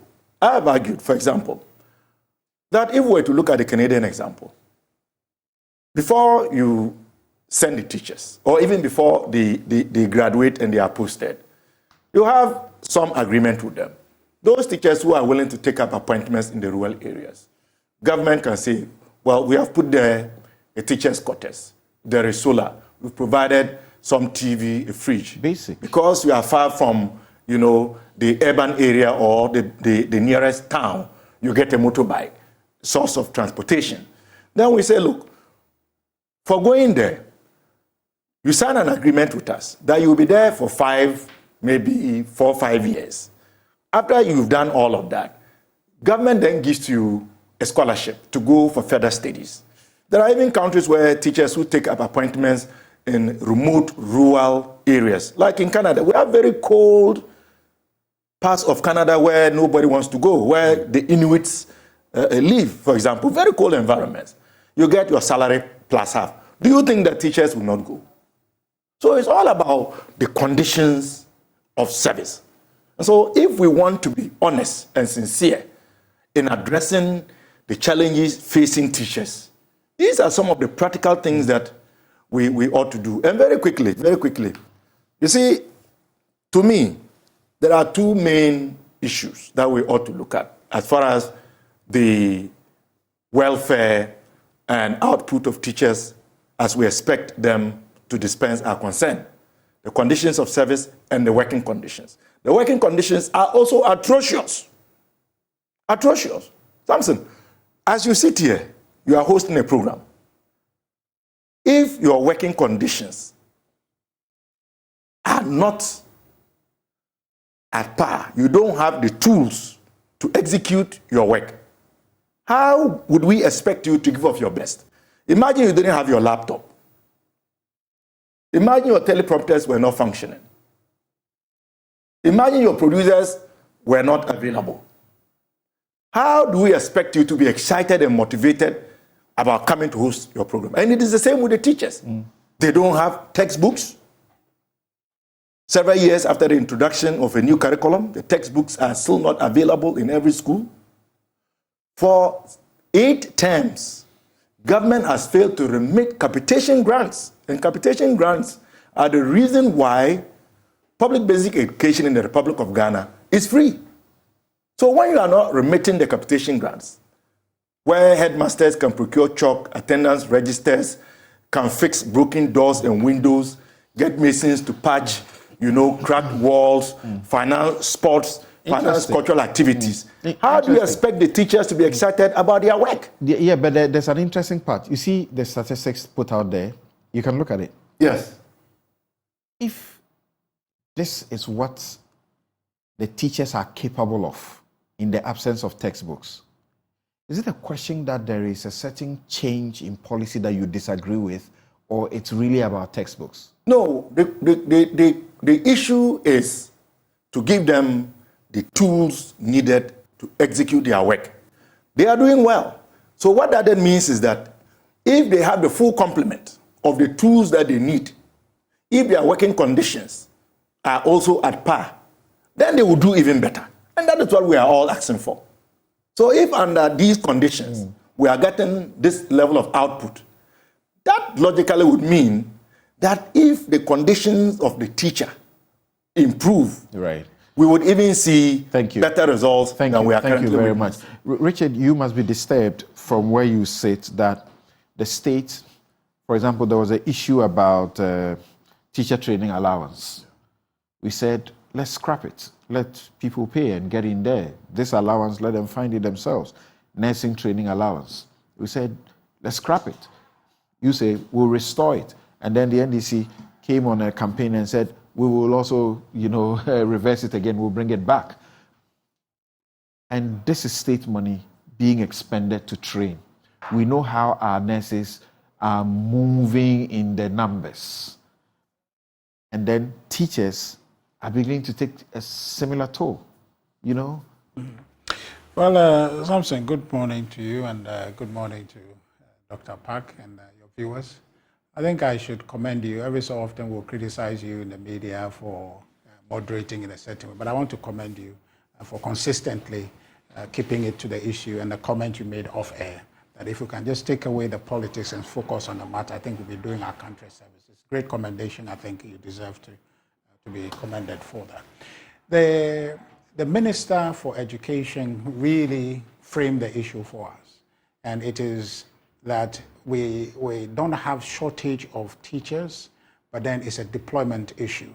And once after I answer your question, it is an appeal I will make to my senior, because I've done some work in his region, not in his constituency specifically, where I found out that what he's saying is true, that when you post teachers, to these rural communities, they don't want to accept it. And where I sit, I get calls from people every time that, oh, can you help me facilitate and transfer from here? I want to come to Accra, I want to come to here, I want to come to there. That's a problem. And you see, the appeal I want to make to my senior is that as a member of parliament, he's a legislator, we can look at the policy of how is it that we are trying to ensure balance and equality in allocation of national resource. I think you can help me, Samson. I think it's Article 36 and the directive principle of state policy that says that we should make conscious effort to balance this development between rural and urban areas. So if that is the policy, then you are properly seized with a legislative capacity to make policy in that direction, that government allocation of resources must prioritize rural areas so that these kinds of development that must be there, build schools, ensure that accommodation is prepared for people when they go there, some allowances is given to them, maybe their professional development also, there's a special regime created, an incentive to drive the acceptance of postings to those areas. Okay, so that's a policy situation that as a ranking member, you have a responsibility. So not all the issues are political. It is a practical issue that we must deal with. That's why we are leaders. And by the way, Senior, you are also part of the government, part of the branch of the legislature, you know, in that trio government structure. So you have a responsibility to execute in that regard. You see, Samson, also, the issue about people leaving to pursue better economic opportunity is part of people's economic right. It is something that is been part of history forever. And so that is not an issue necessarily to say that government is doing this or is doing that. It's a question of people giving the chance. People will take a better opportunity if they can have it. So the issue is, how do we make education and teaching attractive? And it's a policy conversation we must have. I think the government has done well so far, but the practical issue that requires all of us to pitch in and just say that there has been a historical problem. People don't want to accept posting to the rural areas. And you ask a very important question. Is it something that we as citizens also must accept responsibility? Because if at the end of the day you've been given teacher trainee allowance, nursing trainee allowance, you have finished school, government has spent on you. In fact, one of the motivation for paying those allowances is that you will accept posting. Exactly. Okay, so right now, the teacher association groups and all of that should not be looking to government. They should be looking to their group members and asking, you accepted to take those funding? I think there's a great deal of fairness in this particular commentary. And as citizens, we must also embrace that, and so that we don't have these sections of society, you know, hold government to ransom all the time. That your training is being paid for, and immediately you are done. You are not even waiting for a day. You are looking for the next ticket to go and give that service to another country. That's unfair. Yeah. So I think that we should look at it, and how is it as a people we can resolve this issue. It takes a whole village now to look at this issue. Let's not apportion blame. And I think the minister was candid and honest in saying that our problem is not necessarily the numbers, it's the acceptance. And I'll tell you, I have seen it. I have seen it firsthand. I have videos. There's this organization I'm associated with, CDS Africa, has an initiative. I think we had a chat with the minister about this. Went to the Upper East, Northern region, Upper East, Northern region, and Northeast. And what audit we did shows that we have a school where there is only 2 teachers to manage from in some cases kindergarten or primary to primary 6, and they are torn between the classes. There is a class we see where the 2, because there's only 1 teacher teaching about 3 different classes, they're all in the same classroom. And other classrooms are abandoned. So the point is a situation where we have to look at ourselves and look at the teacher associations and say, what can we do? What are the interventions that must come? And so perhaps as members of parliament, we can look at specific interventions that we can bring to ensure that we are able to ensure that teachers posted to these rural communities can go. I agree that we have teachers, but then they don't want to accept posting to certain places. And I don't begrudge them, but I'm only saying that when the state has spent on you, you have an obligation to the state to accept the postings that you are given to do that national service that you've been paid to obtain education for. So I think that the issue must be a social conversation, and we find solution, not a partisan conversation. Right. So Dr. Christian Adepoku, fair to require of the teacher to also give their fair due to the state that invest in their training. But the question that arises is, make it a bit tolerable for them. You agree? Are we doing so? Yeah, something. For teacher motivation, it is always a challenge. It has always been with us as a country. And I think the attrition rate, even though teachers going out can be termed a bit by improving their conditions of work and then their conditions of service. However, it's clear that we cannot really challenge, when it comes to competing with the advanced countries, it has always been a challenge. UK will always outmuscle us in terms of teacher recruitment and so on if we are to pay. I don't know how much you're going to pay. Can Ghana pay £2,000 to a teacher to be able to retain that teacher in Ghana?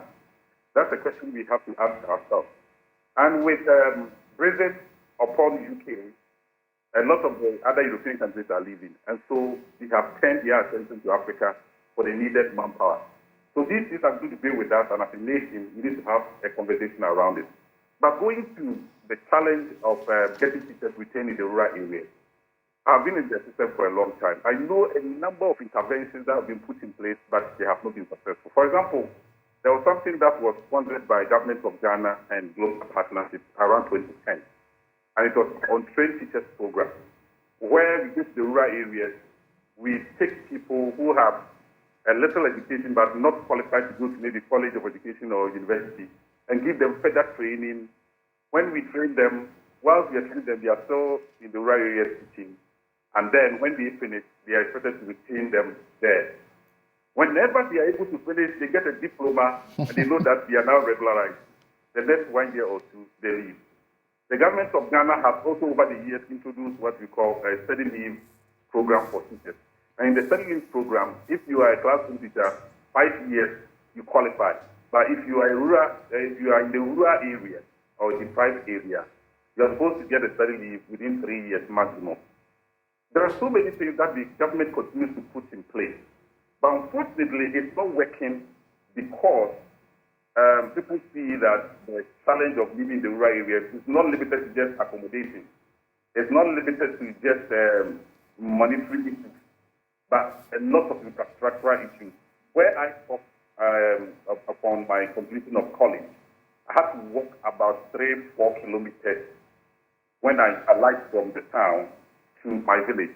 And to be able to get a car back to Kubase, I had to wake up around 1 a.m. to go and sleep somewhere. I mean, these are typical challenges that a new person coming to the system, if you send the person to that area, will know what to say. It's a challenge, and it's not only in Ghana. Honorable Park, I refer to you, Honorable. In Canada and all those places, they still have those gaps there. They have a lot of incentives there. Yes, but Doc, some of the teachers who are leaving, they are leaving to rural settings in these other countries. They are leaving to places that the conditions may not be exactly different from what you have in your rural settings in Ghana, correct? Of course, but if a rural Canada, of course, cannot be compared to a rural Ashanti or North, or I mean, it cannot be compared. Right. And so beyond that, the remuneration there is also highly competitive compared to Ghana. So definitely people will go. Especially when they hear about the amount and they quickly do a configuration conversion into CDs. Oh no! Over the years, even before this exemption was given to Ghanaian teachers were going to the UK, they were going to Canada, they were going to the US. Yeah. But I think now with the relax of the rules, it's making it easy for people to go. All right. And that is what is happening. So I think government's attention should be focused towards, one, making sure that we continue to train more. Two, making sure that we incentivize the teachers as much as possible to stay. And then three, making sure that those who are going are also levied to support the training, because government is spending so much in training. That's right. So if we are training or going, we need to find a way of making sure that when you go, you also bring back something to the country. All right. The last one, something. Let me say that when it comes to the rural area deployment and so on, over the years it has been a fight. If you have heard about teacher rationalization before, when I was Sagat president, we were fighting this. Government has always made it a point that they want to rationalize, but they are not able to do it because our collective agreement makes it clear that if you are married to somebody and the person is in a city, you have the right to apply and join your staff. And so people capitalize on this, and every time people are leaving, you go to a typical school in Accra, a class that's supposed to be handled by one teacher, you can have 3 teachers handling it. You go to Busa area where Honorable is coming from, a class that is supposed to be handled by 6 teachers, maybe you have 3 teachers. That is the kind of situation we have found ourselves in over the years.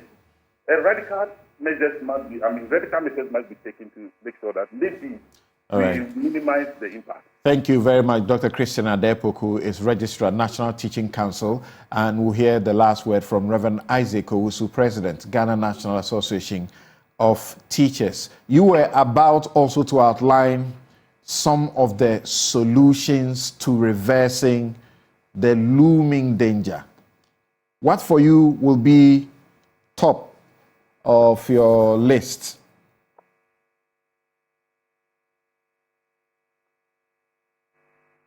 My members want immediately is to see an improvement in their working condition and the condition of service. You see, since 2009, in our collective agreement, government is supposed to give the teacher who has set posting in the rural area 20% of his or her salary. Something if a teacher takes maybe 3,000 Ghana cedis, what will be 20% of 3,000 Ghana cedis? And since 2009 till today, that we are having this program, successive government and government in power today has not been able to implement it. Just last year, a teacher who worked on one of the islands in Sachi West, the month ended and he went for his salary. He did some shopping. On his way back to his house, the boat he was in subsided, and the teacher passed on. A very young teacher. You see, so if a teacher can work in Ghana close to 30 years, and then this teacher is giving 10,000 Ghana cedis as a strengthening gratuity, there is no way if a young teacher sees that my senior, who has worked for 30 years, some 40 years, and they are giving 10,000, 15,000, 20,000. When we know that even this amount that I'm mentioning, it is somebody's per year. It is somebody's weekly disturbance allowance. In respect of the top up for accepting a posting to the rural area, are you saying it has not been implemented at all, or it is done? At all, since 2009 till today. And our current collective agreement has expired August this year. What explanation has been given for the non-implementation of such a sound policy? You see, when the parties agreed in 2009, DES claimed that it was difficult to define rural areas. Oh. Yes. So in the 2020 collective agreement. Now, there was a clause that the teacher unions, together with Fair Wages and Salaries Commission and GES, set up a committee to now go around the country to identify different areas. The committee was set up last 2 years because we started implementing the new one in 2020. Last 2 years, the committee was set up till today. Till today, the committee's report has not been given to the teacher union, let alone to implement their recommendations and findings. That's obviously unfair to you if we cannot tell which is a rural community and we have to set up a committee to do that, and even that we are not getting a resolution. Then I think leadership also ought to sit up as far as such matters are concerned. I'd like you to state maybe one more point, and then we can take a break here. Then I think finally, the working environment matters. If you post a teacher to a place that there is no accommodation, there is no potable water, the person cannot even make a phone call to raise his or her family. Some of these things demotivate the teachers from going out. So that is why we at NAP, every year when we are celebrating what teachers do, at least we also do something. This year we went to Kwakubusia in the Western North region, Bia district, to put up 2 classrooms per pavilion for KG children. You see, so, and then I also want to admonish the Minister of Education and GS that if it is teacher deployment that is the problem, once they've been able to identify it, God willing, next year by this time, we will still be discussing the teachers matter. And we are expecting but Rev, you are not suggesting that if you are posted to a place where there's no easy access to potable water, it means that place should not have a teacher, because the people who live there, they are surviving. They may, so you two must find a way. Some sacrifices, is that not it? And I don't know any profession that has sacrificed more than teachers in Ghana. Samson. Where do you see a man and his wife having a small cottage, and this family decides to train their children? Certainly, you will see a school there. We have where you can locate a school, you cannot find a police depot or a clinic or chief commander. So when it comes to sacrifice, no profession have sacrificed their teachers in Ghana. All right. Okay, thank you very much, Reverend Isaac Owusu, President, Ghana National Association of Teachers, NAT. We'll take a quick break, return to look at the issue of dialysis. And we're a country that's clearly, we have very many problems, but the solutions is the issue, how to look at the solutions. We have as many as 5 million Ghanaians or people in Ghana who are suffering kidney disease. Kolebu says has to take care of this 700 or so people needing dialysis, but they can't help it. They need as much as about, 4 million every month if they have to be able to sustain what citizens are insisting must be the status quo, and that the price for doing it should not be increased. We'll be right back. You're welcome back. This is Newsfile. It's the most authoritative news analysis platform. And here on Newsfile, we put Ghana first. Peter Doe Jr. says, absolutely, the BOG governance action and utterances show an extreme level of arrogance and impunity. He lacked understanding of democratic right to demonstrate, calling Ghanaians and MPs uncivilized hooligans, quote unquote. He didn't say that they are uncivilized hooligans. The comment said they are hooligans. They resort to hooliganism, and that there could be civilized processes that they could use. It's rather unfortunate, and he will live to regret it. Little Tete says that if people in position of power are not made to be accountable, then ungodliness, injustice, and oppression will continue to be the order of the day. Speak out. Harrison Madate says the governor was absolutely right, even though his words were a little bit drastic. The minority in parliament had ways to channel their resentments, not to protest. They deserve the backlash anyway. Really? Nibote says, cause financial loss to the state and calling protesters hooligans is disrespectful. Tagging everyone who protested NDC shows the governor has no respect for us, the citizens, and what we practice isn't democracy. Ajay Bediako says, Ajay Bequin says, you actually have the authority to employ, decide on locations of postings, you have the power to reorganize, and yet you have the effrontery to lament and argue with us on whether or not there is teacher shortage, distribution problem, etc.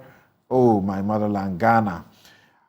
Ashura Jr. says, can you imagine that this community I got posted to doesn't have access to network, not even a clinic? And the worst of all is the availability of transport. So I'll tell you, if I have a conversation, that's part of my problem with you, that there's no network. You mean internet connectivity. That's the life of the people. Of course, yes. Everything must be done to take in connectivity everywhere in the country. But this is how the world actually is. Not every corner will have it at a certain time.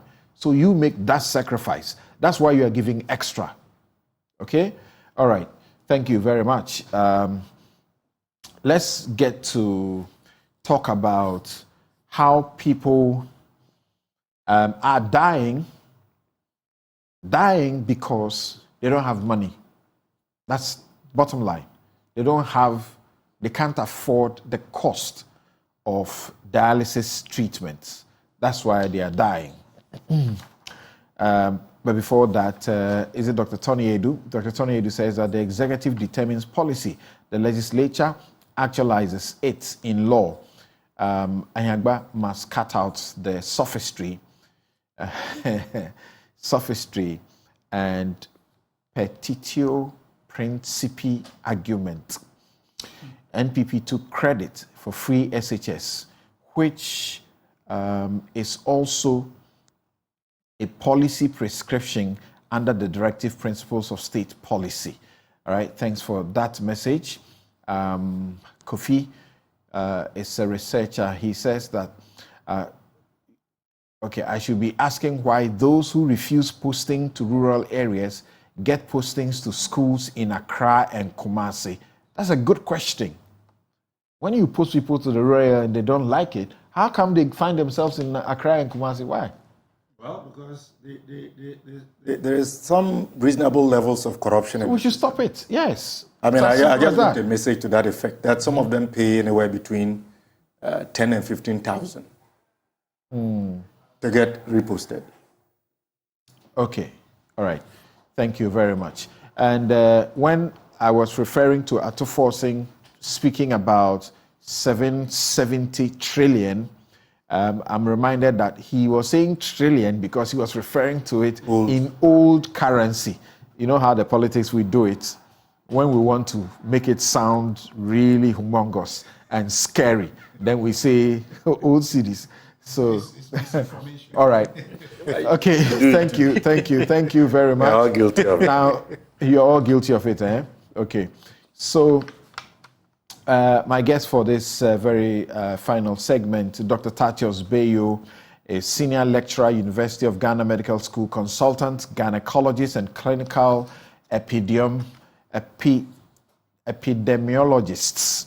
Okay, you know that he's interested in becoming an MP, but he's a professional, and we're engaging him on that score in this discussion. Dr. Opokuware Ampoma, Dr. Opokuware Ampoma is the Chief Executive Officer of the Korle Bu Teaching Hospital. He's come under some fire in the course of the week before also, because of what people saw to be a sort of a backtracking, because it appeared they had announced the increment in the fees already and had started implementing it before they came to say, well, there was some slip somewhere, right? In the studio is Dr. Clement Abasa Park and also Richard Ahiagba. They will speak to questions of policy.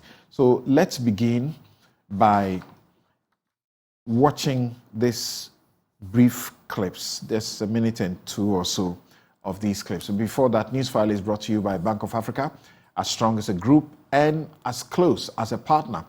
MTN, everywhere you go. Ashasi University, educating ethical and entrepreneurial leaders for Africa. Robert & Sons Optical Services, your comprehensive eye care service provider for 31 solid years. Duroplus. They produce quality PVC and HDPE pipes and water tank. Where Duroplus goes, water certainly flows. DBS Industries, roofing Papa Fie. My Way, dial *165# on MTN to join My Way today. Syntex Tanks, it's strong, it's tough. Flamingo Paints, simply superior. Snake Seed, self-employed enrollment drive. So you don't just have to be someone who works in the public sector to be able to contribute to SNIT. That's what this is about. So get involved because it's your future. So you own it. Best Brain Publication, Tomorrow Education Today, and Haptel. It's everything you. So take a listen to this. The doctors told me I have to be on a machine, and I have to be on that machine either twice or thrice a week. My mom and dad do not have money either.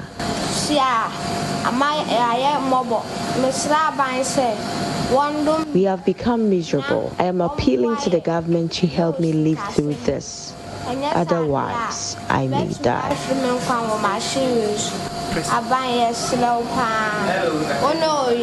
I want the government to support me so I can live to fulfill my dream of becoming a nurse.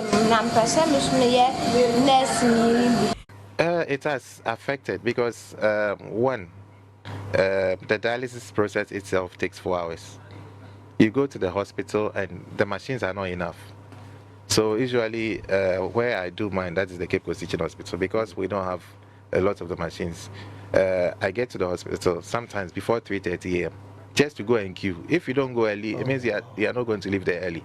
So you can imagine, even if we go and then this is a queue and he comes before me, he spends 4 hours. So it means that I will be sitting down waiting 4 hours before he gets to my tent. Then I also go on the machine for 4 hours. So virtually 8 hours is gone. So sometimes you finish and you are drained, you are tired. You get it. So thankfully my bosses understand me, so sometimes I get that flexibility to sometimes go to work and all. You're one of the lucky ones. So far the people I've spoken to unfortunately have ended up dropping out of work because it's just that's true. Tenable. NHIA, as we all know, has its own set of constraints. It's a scheme that was funded 20 years ago. This year, we're celebrating 20 years of the scheme. But what is critical is that the funding to the scheme has remained almost the same in terms of our premium collection. As it stands today, there's conversations, and this has started, of course, based on your documentary. Even at the NHI level, the board is discussing, there's a committee that has been set up to have these conversations about dialysis, its implications, if NHI can do anything about it, and most importantly, make recommendations for the policymakers. And I'm happy Senior says there's a lot happening in that space. The Ministry of Health drives policy in our landscape. So whatever recommendations that the board will come up with will be passed on to the ministry and the policymakers for a direction on where we go. But as it stands today, by law, the renal disease is on our exclusions list, which means that we will not be able to fund that as we speak to. And this is just one organization that is trying to do that. And of course, over the course of time, inflation, exchange rate issues have hit the cost of, in terms of the dialysis kits. So there was a need to do an upward review. Unfortunately, as you said, there was some administrative lapse, and so this was introduced prematurely when it shouldn't have been so. And so once it came to attention of management, we immediately ordered for it to be withdrawn and for them to revert to the old charge. So we go through the process to get the fees approved, and then the new fees can be applied. If there was no justification for the increase, the proposal wouldn't have come in the first place. So there is a need to increase. As to what specific quantum the increase will be, it will only be determined after it has gone through the entire process, including Parliament, and then that can be. I'll come back to you for a lot more.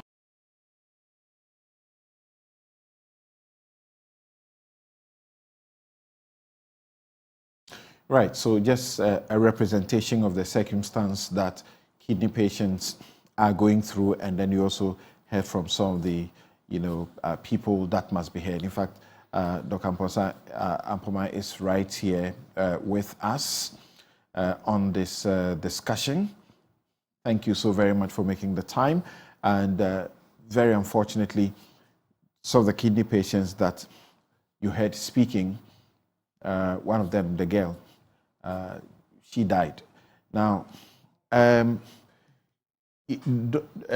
Doc, I'm starting with you. I mean, Dr. Opokuware Ampoma, Chief Executive Officer of the Kolebu Teaching Hospital. I took time off, and I heard you guys on the very important program, thought leadership program on the dialysis crisis for almost 2 hours. Very inciting discussions.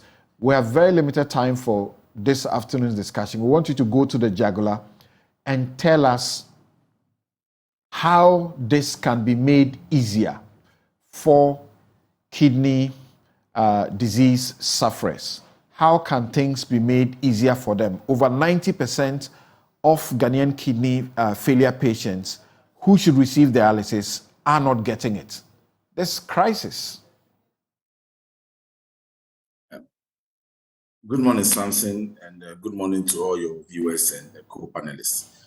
And thank you for the opportunity to speak to this issue. In fact, this situation is a very emotive issue, and so it stirs a lot of passion, and I can understand why members of the public were very upset with the Kolebu Teaching Hospital when the premature release of the fees. As we've stated, this was without the consent of management, but then there is some justification. We are going to go through the process. But then that brings us to a larger issue of how we fund renal care. For Kolebu Teaching Hospital, we have actually been quite proactive in this because there are about, on the registry, there are about between 700,000 patients on chronic dialysis in Ghana as we speak. And for this number, Kolebu Teaching Hospital takes care of about 350 of this number. So we see quite a large number of these patients, and most of them really do not have the means to afford. And that is why we reached out to some philanthropists, and the First Sky Group came to our assistance. And so for the last 6 years or so, 80% of the patients who come to Kolebu Teaching Hospital for renal dialysis do not pay any fees at all. They are funded under the First Sky Group policy. And so that is one way that we could, what we could do in our own way to try and, ease the burden on our patients. So who is this First Sky Group doing such a godly thing for citizens? Yeah, so in fact, they really need a commendation because they've been doing this consistently over the last 6 years. And in fact, during the COVID period, when even there was a crunch financial crunch, many companies went down. In fact, they did so well. They even prioritized paying for dialysis over even paying salaries. So sometimes they have to put their salaries on hold just to be able to support us to keep these patients alive. Because, if these patients do not get dialysis, most of them are going to pass away. So we are grateful to them. And there's a group that owns. I know you say I'm doing an advert for them, but they own the Water Serene and the Serene Insurance, and then they also have some construction arm. And so they've been coming. Please, if we have to repeat this advert so many times, we should repeat it for them. There's no offense in that. Right. Yes, exactly. So 80, as many as 80%, as much as 80% of those who come for dialysis care at Korle Bu are getting it free because of the Sky Group. That's what you said. Okay. Yes, please. Okay. Right. So to this very important part, Dr. Nsiah-Sarrey mentioned that you have had the privilege of meeting with the president, and it does appear that some of your immediate urgent concerns are going to be taken care of. What are the signals that you get the immediate help? What is the immediate help you need at Korle Bu to start with? Yes, thank you very much, Samson. And so I'm sure you heard some of the patients talk about the number of machines and sometimes having to wait, for services. So in Korle Bu, we actually have a number of areas that have dialysis machines. So there's a main dialysis cabin, which has 10 machines. And then we have one at the old medical block. And then the cardio unit has got 10 machines. And then we have single unit machines in a couple of the ICUs, so that these are used. But those are used infrequently. But then the mainstay of the service is the renal dialysis cabin. And we have the potential of bringing in another, under the current contractual arrangement, we have the potential of bringing in another 45 dialysis machines and other ancillary equipment to improve the quality of dialysis care that we provide. And we can do this if we're able to pay our current debt of about 4 million Ghana cedis. So that's the immediate injection that we need to be able to stay afloat. But then going forward, because you said 4 million what? Ghana cedis, please. Ghana cedis. Yes, please. Does that take your debt burden away so you can continue to do, or this is a monthly thing? I want to understand that because I didn't get that clearly. Okay, so this is a historical debt that has accumulated. Okay. Before we got to this point, the supplier had started withholding supplies of the renal consumables because of this outstanding debt. Now, how did we get this debt? This debt has arisen because during the COVID period, because of the financial crunch, of course, our main benefactor had some challenges in meeting the payments, although he did his best, and we are really acknowledge that. And then we cannot blame him for that. This was something that is beyond immediate. So because of that delay in payments, so the commitment has been made in cedis.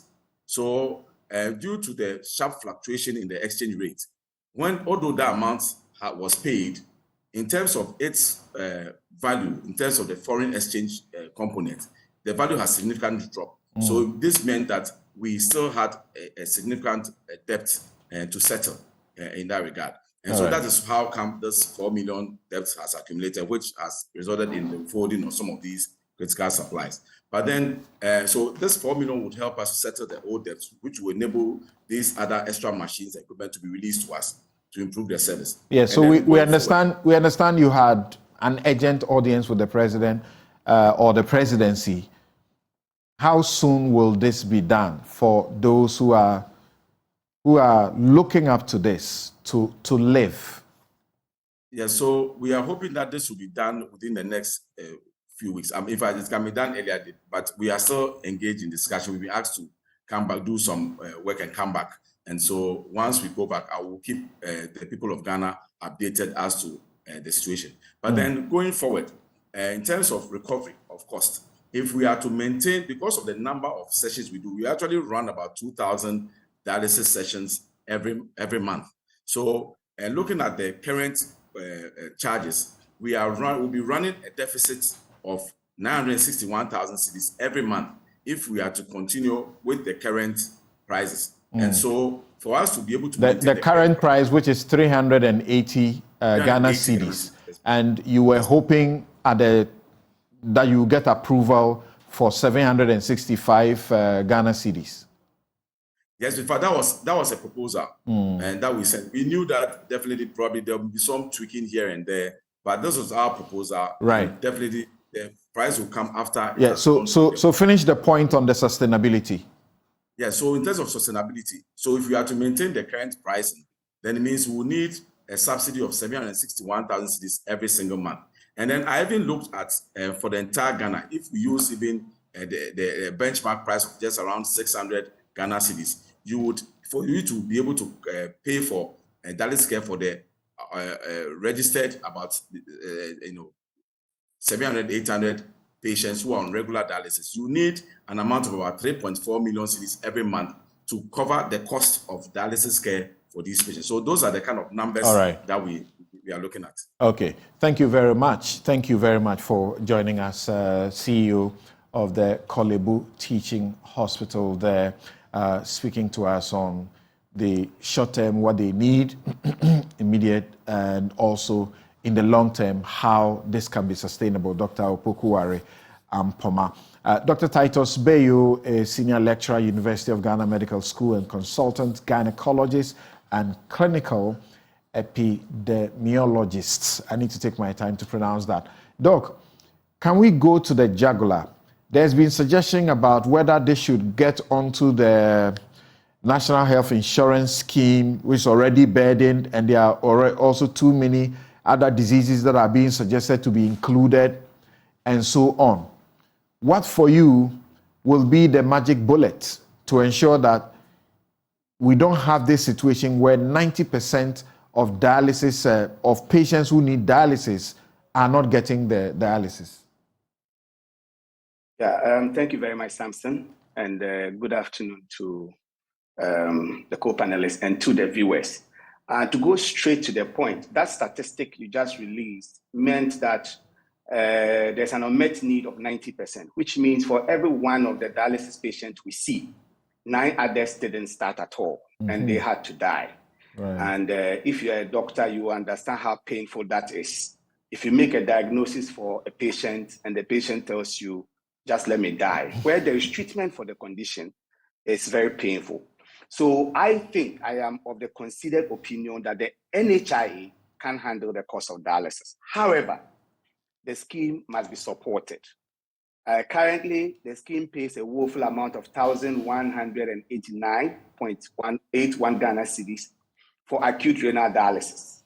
Now, this is woefully inadequate because just to get even the femoral catheter that would allow them to dialyze is about 700 cedis. You may need 3, 4, 5 sessions. And if you look at the total cost, it's far in excess of this amount that they are paying. So how can the scheme be supported to provide this?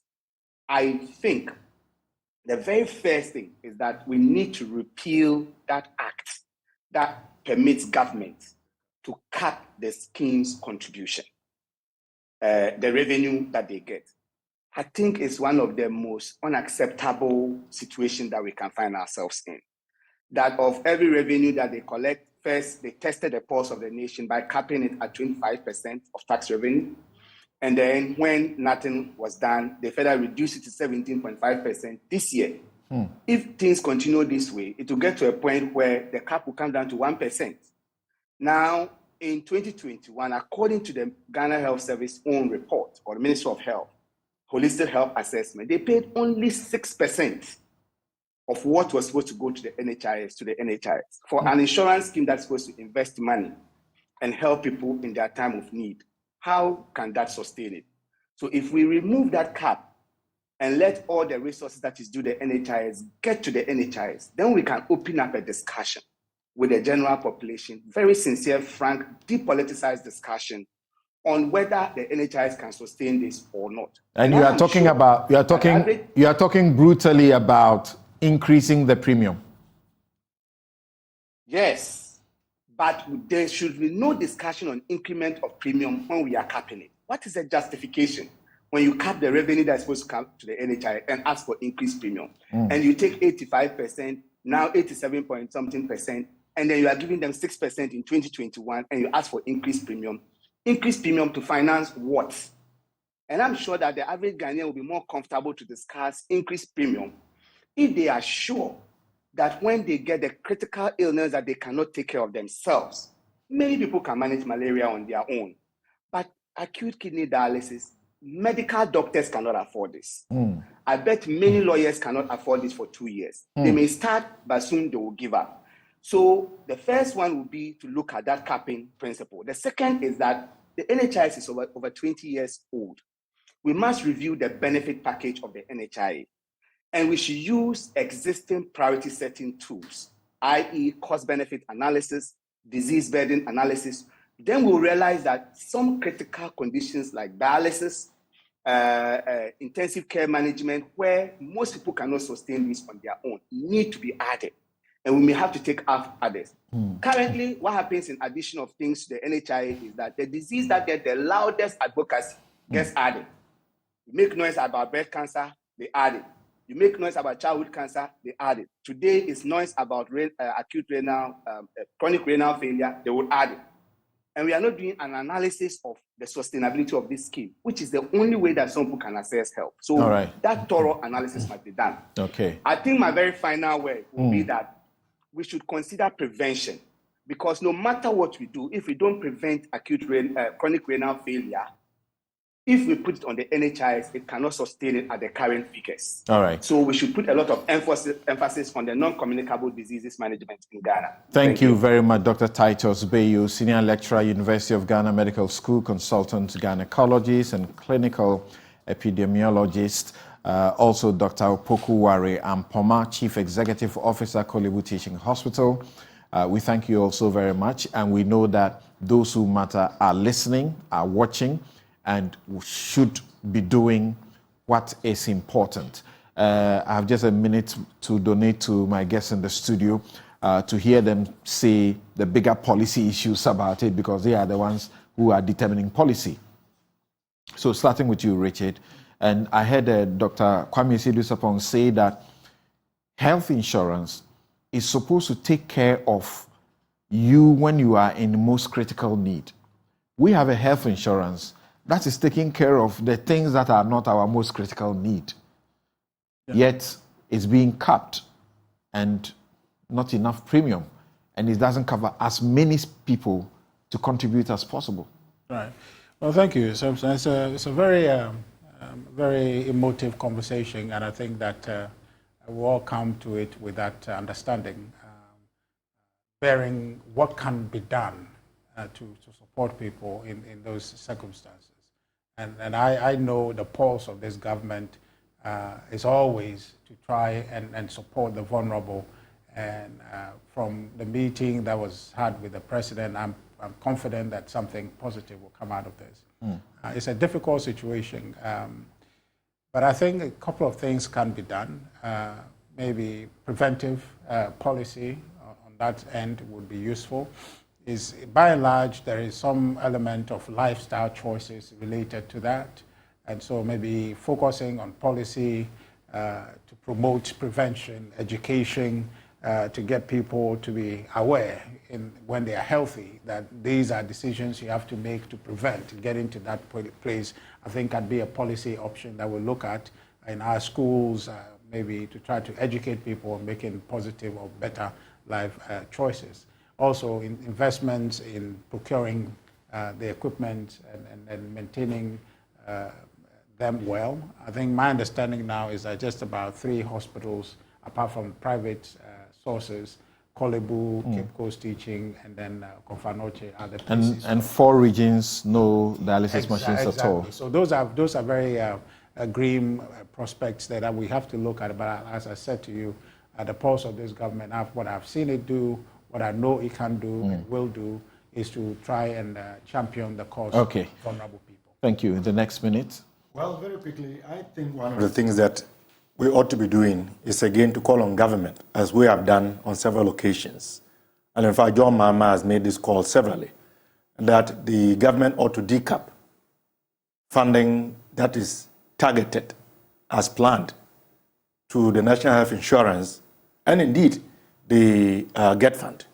There shouldn't be any reason why we should be capping revenue that we ourselves as a people have agreed should be channeled specifically into these very 2 critical areas of healthcare delivery and education. So I think that can be a start, because the more resources that will be available, the easier it would be for the scheme to take care of some of these challenges. We also need to look at granting tax waivers. I don't see why in Parliament we grant waivers for building plush hotels, like the Pullman, group of companies are building all of these hotels, and we give companies that are coming to Ghana a lot of tax waivers. And yet, when we are getting critical healthcare supplies, we are imposing taxes on those supplies. Sorry, but we have run out of time. Make an intervention, I think is key. The NHI, it's one thing we have to look at. Elsewhere, insurance looks at pre-existing conditions. Private insurance exists, but we need to look at how it is actually structured so that some of these pre-existing conditions can be taken care of, and people who are coming in with these conditions probably pay a bit more on the premium side. Thank you very much. And this is Newsfile. My outfit, as always, is by Habil Skurter. And my guests have been Dr. Clement Park. Also, you heard Richard Ahiangba, Dr. Opoku Wari Ampoma, and Dr. Titus Bayu, and others we spoke to earlier. See you again next week, God willing, on Newsfile. This is your most authoritative news analysis platform.